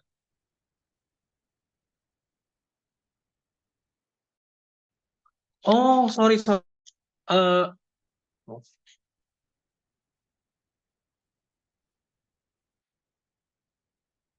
oh alah, sorry, sorry dok, sorry. Eh, tes 1, 2, 3. Halo dok, apakah suara saya masuk dok? Oh iya iya, dari tadi saya berarti nggak dengar suaranya ya. Makanya saya dari tadi lihat banyak yang unmute, tapi kok nggak ada suaranya. Soalnya nggak ada yang terdengar suaranya. Sorry dok. Jadi ada yang bertanya dok, boleh langsung ditanyain aja. Maaf dok, saya mau tanya, tadi kan yang di Mm-mm. siklus Krebs itu ada tulisannya 38 ATP kan dok? Mm-mm. Ini kalau faktor konversi yang lama dok. Jadi kalau yang lama Oke, itu, mm-mm. Maaf dok, berarti sekarang kita pakainya yang 32 ATP ya dok? Betul. Kalau yang lama itu dihitungnya 3 elektron 1 ATP. Jadi nggak diperhitungkan efisiensi yang terbuang. Jadi sebenarnya dalam satu kali konversi itu ada sekitar 1 elektron yang terbuang. Jadi nggak murni. Jadi sekarang diputuskan bahwa 10 elektron itu yang bisa dikonversi cuma 2,5 ATP. Jadi kalau yang dulu 3 elektron tuh dianggap menghasilkan 1 ATP. Kayak gitu. Perbedaannya itu Terima, doang sih. terima kasih dok, udah nanya itu doang dok. Oke. Mungkin tadi ada yang kelewat, ada yang mau ditanyakan dok, atau yang masih bingung? Dokter Dian atau dokter yang lain? Saya nggak kedengeran ternyata. Um, tes 1, 2, 3. Dok, izin bertanya boleh dok? Iya, boleh dok, silakan. Sorry, kalau nanti tadi ada yang pertanyaan saya lupa jawab, atau tadi ada yang bertanya, tanyain aja ya sekarang. Gimana dok? Kita Di ulang buku juga nggak apa-apa. IPAS kan dok hasil dari piruvat itu ada enol sama keto. Nah, boleh nggak saya tanya perbedaannya itu apa ya dok yang si enol piruvat sama keto piruvat? Oh, enol sama ketopiruvat. Fosfoenol piruvat itu yang ini dok. Itu 1 step sebelum piruvat. Oh, PEP ya dok. Iya, betul. Oke. Jadi Tapi kalau dalam kenapa? kondisi, Hah? Iya dok. Tapi kenapa dok? Kalau nggak apa-apa lanjut aja dulu dok. Ya, jadi gini, eh, fosfoenol piruvat itu nanti sebenarnya seringnya diingat untuk konversi gluconeogenesis. Jadi sebenarnya dalam konversi gluconeogenesis, oksaloasetat itu nggak benar-benar jadi piruvat, dia jadinya fosfoenol piruvat. Jadi mereka keluarnya dari sini nih. Jadi kalau apapun si asam amino yang nanti dikonversi menjadi karbohidrat, nanti hasil akhirnya adalah oksaloasetat. Gitu. Oksaloasetatnya akan keluar, terus diubah menjadi fosfoenol piruvat, terus jadi glukosa. Gitu. Jadi kita perlu kayak sekitar 2 molekul fosfoenol piruvat. Ya, kalau misalnya di IPAS modulnya itu kan dibuatnya bukan sama saya dok. Jadi kalau misalnya ada yang dia buatnya berdasarkan slide ini. Jadi kalau misalnya memang ada yang berbeda, dokter konfirmasi aja. Gitu ya. Iya dok. Baik dok. Soalnya di buku dia setelah PEP baru dibagi dua lagi. Setelah PEP baru ada enol dan keto. Kayak gitu dok. Makanya tadi saya Enggak. mastiin. Ya. Makasih Ya. banyak ya dok. Ya, standarnya yang Ebenmeyer-Hoff tuh yang ini dok, langsung. Jadi PEP kamu dapat langsung piruvat. Ya, kita pakainya standarnya Dok. gitu.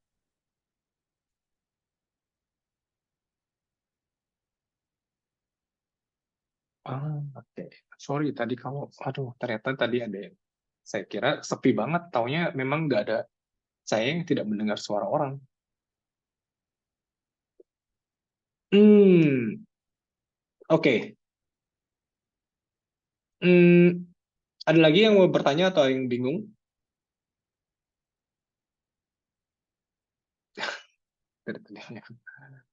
Oke. Oke, baik. Mohon maaf ya dok, tadi saya tidak terdengar ternyata. Jadi kalau misalnya nanti di akhir ada yang mau bertanya, bertanya aja ya dok. Jangan bingung, jangan malu-malu. Eh, Oke, jadi setelah reaksi katabolismenya, eh, kalau misalnya dalam kondisi aerob ataupun anaerob, kita punya kelebihan asetil-CoA dari siklus Krebs. Ya, kelebihan asetil-CoA ini akan menjadi sebuah eh, sinyal bagi sel untuk memulai reaksi penyimpanan gitu ya, reaksi anabolisme. Jadi kalau kita habis makan, energinya banyak, asetil-CoA-nya banyak, maka insulin di hati akan berkaitan dengan reseptor insulin, terus memulai reaksi sintesis glikogen. Jadi nanti glikogennya akan, glukosanya nanti kalau masuk ke dalam sel, dia nggak diubah jadi glukosa 6-fosfat saja, tapi nanti dari glukosa 6-fosfat, dia akan diubah menjadi glukosa 1-fosfat, terus disambung-sambung menjadi glikogen. Nah, sebaliknya, kalau misalnya kita kekurangan asetil-CoA, atau kekurangan glukosa darah, ya, maka enzim-enzimnya si glikolisis akan memberikan sinyal kepada sel-sel dan kelenjar endokrin seperti glukagon, terus kortisol, terus epinefrin dan norepinefrin dari saraf simpatis untuk memecah glikogen gitu ya. Sehingga glikogen akan dikeluarkan dari cadangannya baik di otot maupun di hati sehingga diubah menjadi satuan yaitu glukosa 1-fosfat. Nanti glukosa 1-fosfatnya akan dikonversi menjadi glukosa 6-fosfat, terus diubah menjadi ATP, ataupun diubah menjadi glukosa untuk ditransportasi ke sel lain. Jadi yang mengatur keseimbangan kita menggunakan atau menyimpan glukosa, atau yang secara umum bukan cuma glukosa ya, seluruh makronutrien, baik itu protein, lemak, dan karbohidrat, itu adalah hormon. Kalau hormon yang sifatnya anabolik, maka dia cenderung untuk menyimpan segala sesuatu. Kalau hormonnya sifatnya katabolik, maka dia cenderung untuk membongkar segala sesuatu dan menghasilkan ATP. Jadi kalau kita buat di reaksi karbohidrat, maka hormon katabolik seperti glukagon, epinefrin, kortisol, dan hormon tiroksin, ya, itu akan memperantarai reaksi gluconeogenesis, glycogenolysis, dan lipolisis, dan proteolisis. Ya, proteolisis dan lipolisis gunanya untuk gluconeogenesis sama glycogenolysis. Gitu. Sementara hormon yang sifatnya anabolik kayak hormon insulin, terus seks hormon kayak testosteron dan estrogen sama growth hormon, tapi terutama insulin dan growth hormon akan memperantarai reaksi, biasanya sih yang sering ditanya glikolisis ya. Yang sering ditanya itu insulin. Jadi dia tanya nanti reaksi apa yang diperantarai oleh insulin? Glikolisis, glikogenesis, sama lipogenesis, dan proteogenesis. Ya, jadi glikolisis juga diperantarai sama insulin. Karena kalau nggak ada glikolisis, nggak dibentuk asetil-CoA, tidak bisa dibikin glikogenesis ataupun lipo atau dan proteogenesis kayak gitu. Karena determinannya tuh bukan seberapa banyak glukosa, tapi seberapa banyak asetil-CoA. Jadi harus glikolisis dulu. Oke. Oke. Jadi nanti walaupun ada kata-kata lisis di glikolisis, tapi itu reaksi yang diperantarai secara tidak langsung sama insulin. Nah, Kalau kita membutuhkan glukosa, maka glukosa itu bisa dibuat dari karbohidrat, yaitu glikogen ini tadi. Ya, jadi glikogen 1 fosfat, terus jadi glukosa 1 fosfat. Dari glikogen jadi glukosa 1 fosfat, terus jadi glukosa 6 fosfat, terus jadi glukosa. Nah, kalau dia di hari hati, glukosanya bisa dikeluarkan dari hati untuk dipakai di organ lain. Kalau di organ lain, misalnya di otot, glukosanya bisa langsung dipakai untuk jadi pirufat dan ATP. Kalau kita punya laktat, ini laktat yang dari eritrosit tadi nih, ya. Laktat melalui siklus di hati. Ini cuma bisa di hati ya. Yang namanya siklus Cori, dengan bantuan minus 6 ATP dalam kondisi aerob, ya, siklus Cori akan mengubah laktat menjadi glukosa. Jadi dari pirufat dia naik sampai jadi glukosa. Kalau dari lemak, misalnya hati punya lemak nih ya, gaji-gaji gitu ya, atau omentum atau apalah gitu ya. Lemak itu simpanannya dalam bentuk triacylglycerol. Nanti triacylglycerol itu akan diubah menjadi gliserol dan tiga asam lemak bebas. Jadi dapat 3 asam lemak bebas sama 1 gliserol. Bagian yang bisa diubah untuk masuk ke gluconeogenesis adalah gliserolnya. Nanti gliserol jadi DHAP, 2 biji DHAP bisa digabung jadi fruktosa 1,6-bifosfat terus jadi glukosa. Gitu. Oke, nanti kita lihat lagi. Ini gluconeogenesis agak kompleks karena dia singgungan sama asam amino dan lemak. Jadi nanti akan ada satu tambahan sesi untuk metabolisme gabungan. Gitu. Tapi ini sementara ini dulu gambaran kecilnya. Nah, ini tadi si siklus Krebs. Jadi kalau kita mau bikin asam amino yang sifatnya glukogenik menjadi glukosa, maka dia akan diputar di dalam siklus Krebs. Yang ungu, ini adalah reaksi yang kita tidak bisa lakukan di manusia. Jadi asetil-CoA atau asam lemak bebas dengan cara apapun atau benda keton itu tidak bisa dikonversi menjadi glukosa atau tidak bisa berpartisipasi dalam reaksi gluconeogenesis. Nanti dia memproduksi ATP dengan cara lain. Jadi kalau nanti dokter ditanya, yang tidak bisa berpartisipasi dalam reaksi gluconeogenesis ya asetil-CoA. Oke, mungkin sampai di sini ada yang mau ditanyakan?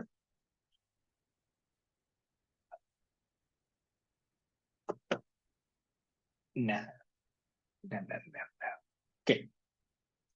Nah, organ-organ yang menstabilkan kadar gula di dalam darah atau membentuk homeostatis glukosa adalah pankreas dan hepar utamanya. Ya, walaupun ada kerja suprarenal si kortisol juga bisa. Tapi antaranya dua ini. Jadi pankreas ini akan mengeluarkan hormon endokrin utama untuk mengatur glukosa, yaitu glukagon dan insulin. Kalau hepar ini adalah efektornya, pabriknya. Jadi kalau dalam kondisi glukosa darah tinggi, ya maka pankreas akan mengeluarkan insulin, ya distimulasi sama gut hormon pencernaan dan keberadaan glukosa. Jadi sebelum masuk hormon pencernaan, kan kemarin ada incretin, GLP-1 dan GIP, itu udah menstimulasi pankreas untuk mempersiapkan sekresi si insulin. Waktu nanti glukosanya masuk, gula darahnya naik tinggi, pankreasnya makin memproduksi lebih banyak insulin. Yang kedua adalah kalau misalnya kita sudah memakai insulinnya sudah masukin glukosanya ke dalam sel, atau kita udah pakai jadi ATP, maka dalam kondisi glukosa darah rendah, hepar akan memproduksi glukosa, namanya produksi glukosa darah hepar. Nah ini bisa dari glikogen, bisa juga dari tadi gluconeogenesis. Determinannya adalah hormon-hormon katabolik, misalnya kayak epinefrin, kita olahraga, simpatisnya tinggi, epinefrinnya keluar, kayak gitu. Atau misalnya kita stres gitu ya, atau meradang gitu. Atau misalnya pagi hari, kortisol tinggi, ya kan, untuk mempersiapkan energi pada bangun pagi. Itu nanti keluar juga tuh glukosanya. Gitu juga dengan glukagon. Ya, semuanya keluar tuh untuk memproduksi glukosa kalau glukosa darahnya rendah. Karena kondisi glukosa darah rendah lebih mematikan. Jadi hormon pencetusnya lebih banyak untuk mengendalikan supaya glukosa darah nggak rendah. Nah, bagaimana insulin keluar dari si sel beta pankreas? Jadi kalau misalnya ada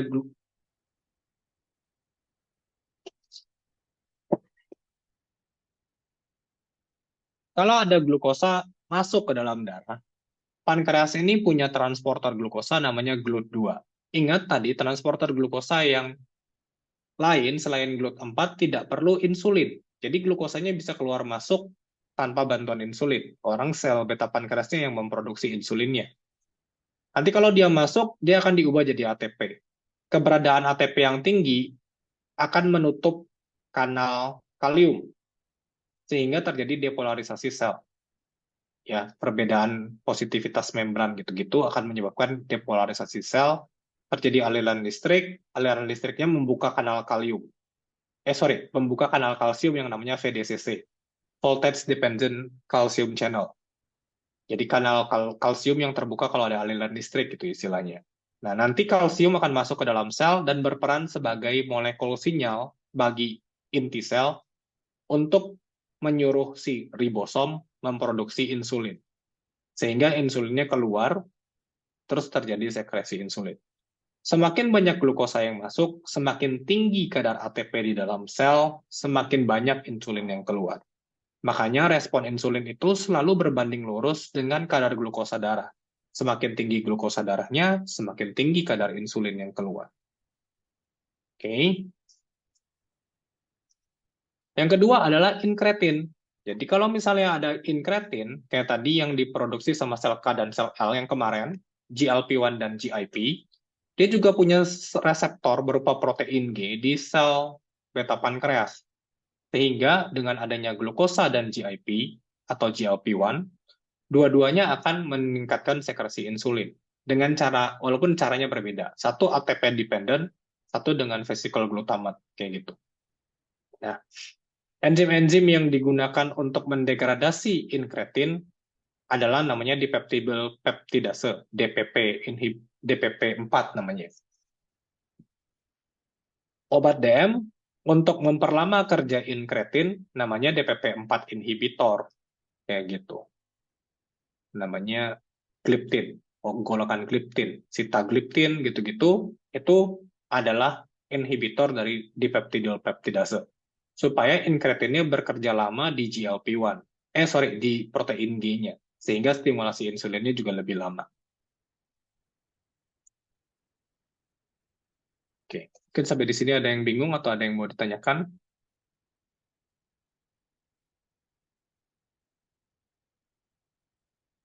Ya. Nah, kalau misalnya glukosa darah tinggi, itu bisa merusak sel beta pankreas. Kita bilang namanya glucose toxicity.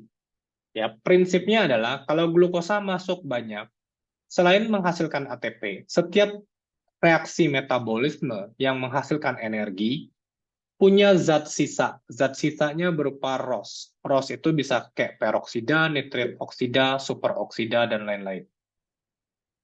ROS ini reaktif oksigen spesies, jadi radikal bebas yang bentuknya ROS. Ya, ROS ini bisa merusak sel atau bisa merusak membran sel. Jadi kalau misalnya ATP-nya banyak karena glukosanya banyak, maka ROS-nya juga banyak. Kalau ROS-nya banyak, awal-awal maka ROS-nya ini bisa merusak mitokondria. Ya, sama kayak kita ngisi bensin di motor, awal-awal asapnya bening gitu ya. Lama-lama asapnya jadi makin banyak karena mesinnya makin rusak gitu kalau nggak dikasih istirahat. Sama juga kayak gitu. Kalau misalnya terjadi disfungsi mitokondria, maka produksi ATP-nya nggak efisien, sehingga produksi ROS-nya akan meningkat. Kalau produksi ATP-nya sedikit, kanal kaliumnya susah untuk menutup, depolarisasi selnya nggak kuat, Kalau dia polarisasi selnya nggak kuat, insulinnya keluarnya nggak banyak. Kalau ROS-nya semakin meningkat, maka bisa terjadi kerusakan nggak cuma mitokondria aja, tapi dia juga bisa merusak membran sel. Kalau membran selnya rusak, otomatis nanti kalsiumnya akan gampang masuk ke dalam sel. Jadi sel apapun kalau membran selnya rusak, terjadi influx kalsium sama natrium dalam jumlah banyak. Influx kalsium akan dideteksi oleh inti sel menjadi sinyal apoptosis, namanya calcium dependent apoptosis. Jadi nanti sel beta pankreasnya bisa bunuh diri, terus berkurang jumlahnya. Terjadi penurunan sekresi insulin juga, kayak gitu. Makanya kalau dokter lihat dalam kondisi kronis, biasanya pasien-pasien itu jarak antara glukosa darah puasanya akan semakin dekat dengan jarak glukosa 2 jam pasca puasa. Pasca makan, 2 jam GDPP ya, glukosa 2 jam postprandial. Karena yang makin menurun itu adalah sekresi insulin basalnya. Gitu. Karena sel beta pankreasnya mulai rusak atau sekresi insulinnya mulai menurun. Jadi nggak cuma resistensi insulin. Dalam jangka panjang, DM itu menyebabkan toksisitas glukosa yang bisa merusak sel beta pankreas. Nah, bagaimana dengan resistensi insulin? Nah, jadi tahu dulu cara kerja insulin. Nah, insulin itu bekerja di reseptornya ada di permukaan sel. Jadi dia tipe reseptor yang ada di permukaan sel. Jadi kalau dokter punya insulin, nanti insulinnya akan melekat di reseptornya di sini. Cukup gitu ya. Nah, kalau insulin nggak ada, maka sel otot dan jaringan adiposa tidak punya reseptor glukosa. Jadi ini nggak ada. Ya. Tanpa insulin tidak ada reseptor glukosa. Jadi insulin berikatan dengan reseptornya, nanti reseptor insulin ini tipenya namanya reseptor yang bekerja sama dengan enzim link reseptor namanya. Nanti enzim yang bekerja namanya tirosin kinase. Tirosin dia melekat, tirosin kinasenya aktif, terjadi rangkaian reaksi di dalam sitoplasma.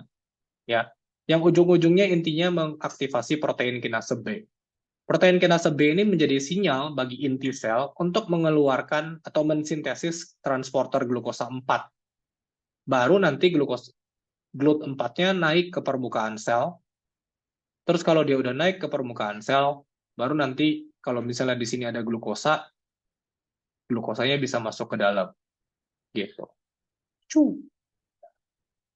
Kalau nggak ada insulin, GLUT4-nya nggak keluar ke permukaan sel, glukosa darahnya ya cuma berenang-berenang di luar aja. Makanya glukosa darahnya tinggi.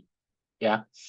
Apa yang menyebabkan glukosa darahnya tinggi? Ya pertama, kalau DM tipe 1, insulinnya nggak ada. Jadi otomatis nggak ada transporter. Kalau orang DM tipe 2 yang mengalami resistensi reseptor insulin, biasanya terjadi karena pertama, obesitas. Yang kedua, inflamasi. Ya. Jadi kalau misalnya orangnya obesitas atau banyak makan gula, gula itu nanti akan disintesis menjadi asam lemak bebas.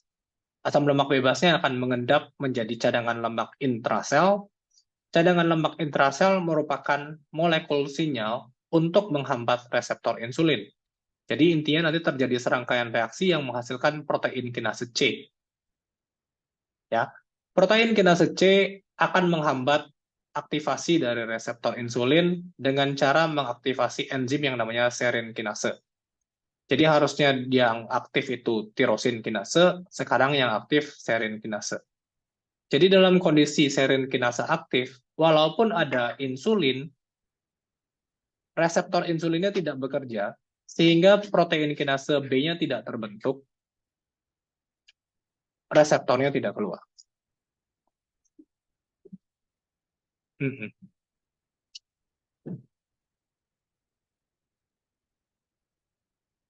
Oke, kalau reseptornya tidak keluar, ya otomatis glukosa darahnya tinggi.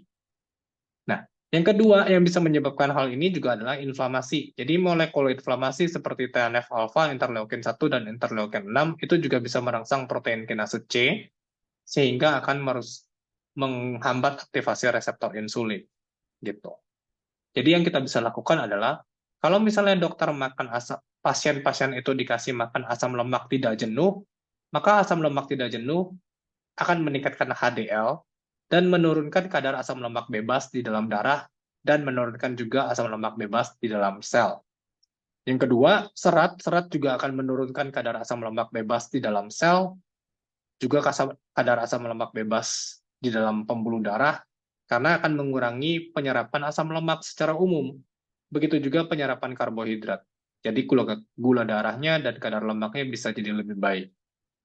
Gitu. Jadi orang DM, asupan asam lemak tidak jenuhnya harus tinggi, ya baik itu MUFA atau PUFA, sama asupan asam lemak jenuhnya harus dikurangi, karena asam lemak jenuh bisa menghambat reseptor insulin. Ya. Asam lemak yang tidak jenuh dalam bentuk PUFA itu juga bisa menekan reaksi inflamasi. Ya, misalnya EPA dan DHA itu bisa menyebabkan penurunan reaksi inflamasi sehingga juga bisa menekan hambatan dari reseptor insulin gitu. Oke.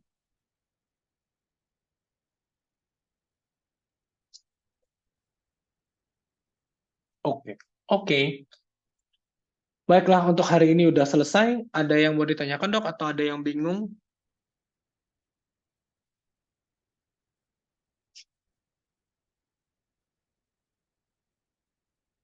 Atau tadi ada pertanyaan yang tidak terjawab oleh saya karena saya tidak mendengar?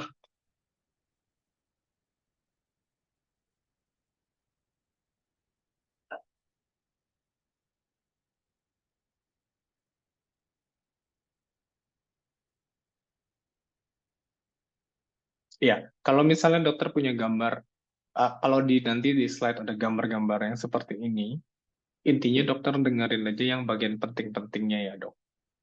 Kalau rangkaian reaksinya dokter nggak perlu bingung. Nggak perlu semuanya dihafal. Nggak perlu dihafal, yang penting dokter ngerti konsepnya aja. Karena nggak semuanya hafal kok.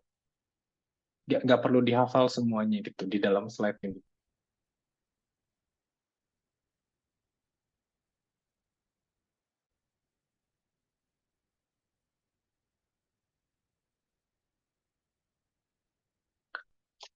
Oke, tidak ada pertanyaan? Izin bertanya, Dok. Mana, Dok?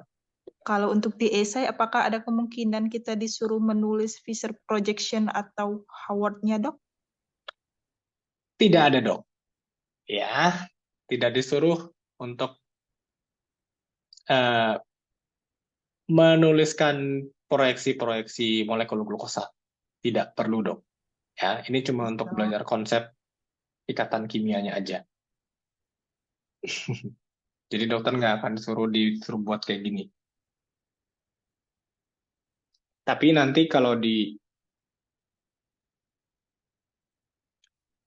dulu sih waktu di S2 waktu belajar biokimia dasar, dokter kalau protein tuh memang harus ada beberapa yang disuruh gambar.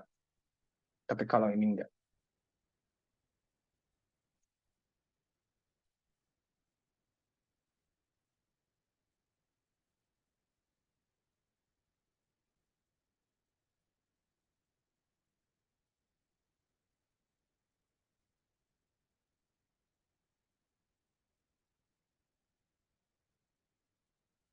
Oke, baiklah. Kalau tidak ada pertanyaan, maka kita akan review soalnya ya, Dok.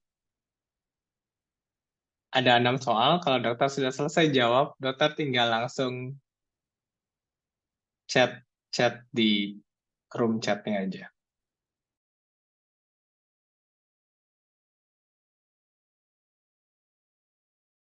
Coba dikerjakan dulu, nanti jam 17.52 udah harus selesai ya, Dok. Jadi kita bisa bahas sama-sama.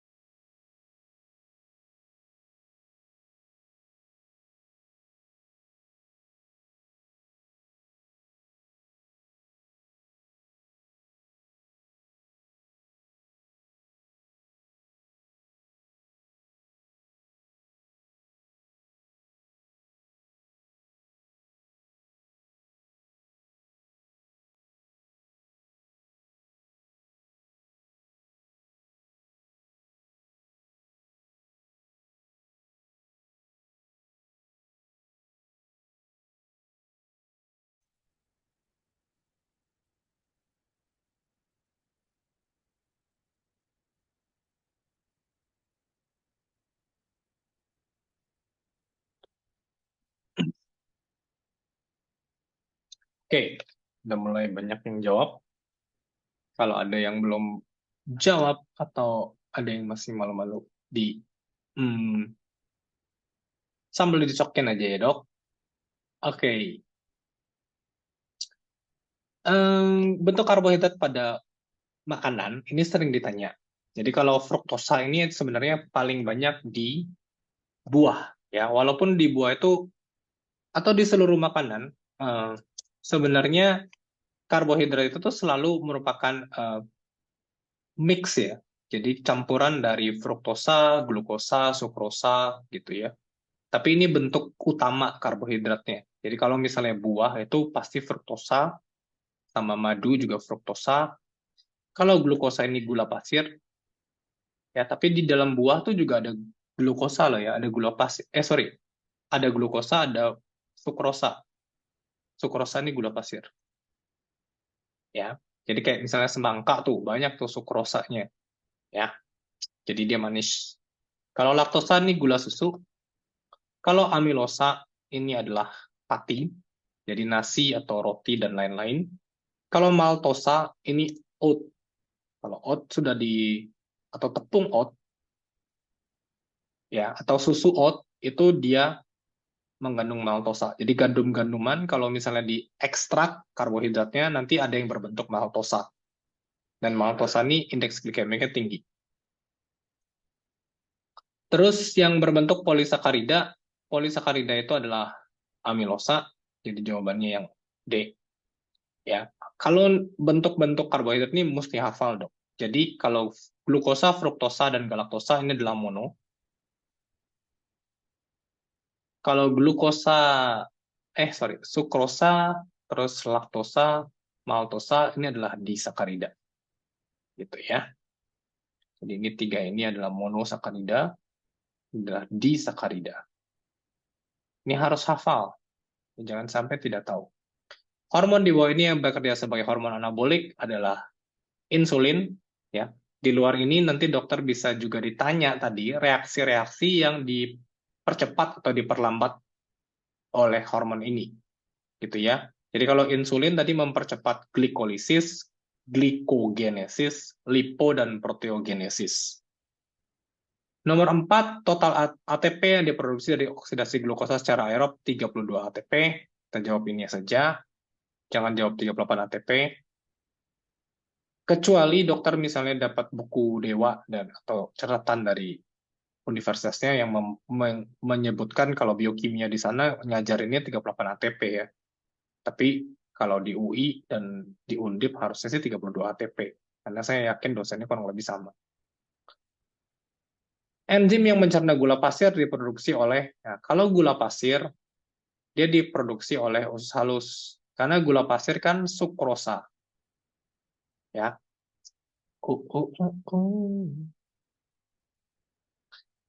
Gula pasir itu sukrosa.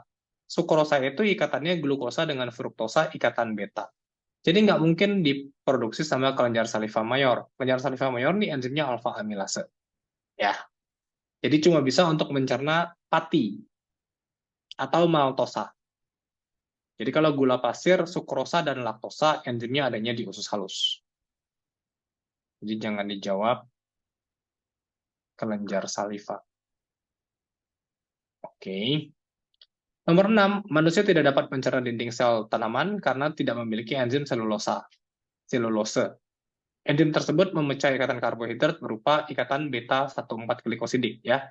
Karena selulosa itu ikatannya beta-1,4 glikosidik. Jadi enzim selulose nama lainnya adalah beta-1,4 glikosidase. Tujuannya untuk memecah ikatan beta-1,4 glikosidik. Gitu. Oke. Baiklah, kurang lebih sih benar ya. Nah, kalau untuk memecah ikatan 1,4 alfa glikosidik, ini enzimnya alfa amilase. Kalau alfa 1,6 glikosidik, ini juga kita punya enzimnya, namanya alfa dextrinase atau isomaltase. Oke, ya. Ikatan peptida ini ikatan asam amino, ikatan ester ini ikatan asam lemak, jadi tidak ada hubungannya. Oke, kalau gitu ada yang mau ditanyakan dari soal-soalnya atau ada yang masih bingung?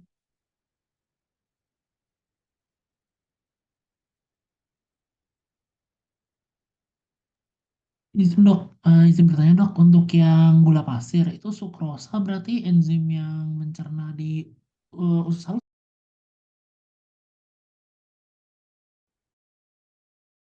Manusia tidak dapat mencerna dinding glikosidik, ini enzimnya alfa amilase.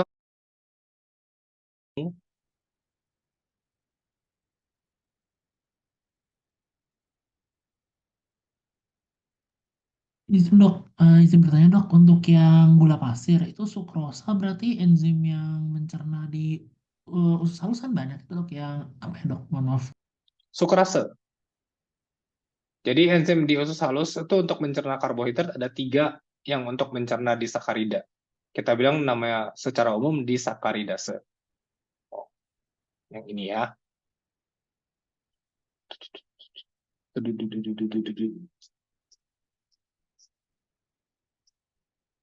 Ya, sukrosa namanya enzimnya sukrase, nanti dia mengubah sukrosa jadi glukosa dan fruktosa. Laktosa enzimnya laktase untuk mengubah laktosa jadi glukosa dan galaktosa. Kalau maltosa enzimnya maltase untuk ubah jadi maltosa jadi glukosa dan glukosa. Kalau isomaltosa ikatan alfa 16 mengubah isomaltosa jadi glukosa dan glukosa juga. Sama dengan alfa dextrinase. Kayak gitu. Oke.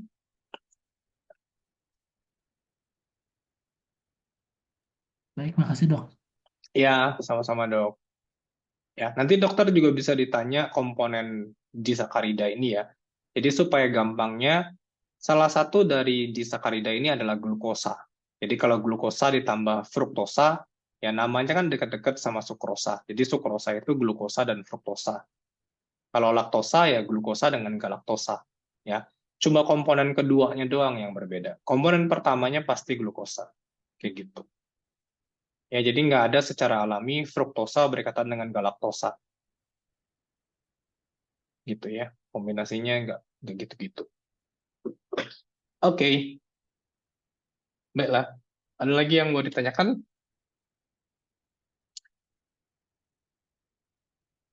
Oke. Kalau misalnya ada yang tadi nggak terjawab atau mau ditanyakan secara pribadi, dokter tinggal japri aja. Saya berusaha untuk menjelaskan serinci dan sesederhana mungkin. Kalau dokter masih bingung-bingung, tanyain aja, atau dokter bisa baca-baca lagi di Google tentang istilah-istilahnya, atau di buku Advanced Nutrition and Human Metabolism, atau di Harper, pasti ada. Atau kalau misalnya ada sedikit-sedikit, di Cross juga mungkin ada. Kayak gitu. Nanti kita voting ya dok, untuk tanggal 17. Apakah dokter semuanya masih mau ada ini, atau ada pertemuan, atau misalnya mau libur. Ya, nanti kalau votingnya lebih dari 50%, berarti kita ikutin yang itu. Ya. Oke, selamat malam dok semuanya. Bisa istirahat atau bisa sholat gitu ya. Pas jam 6.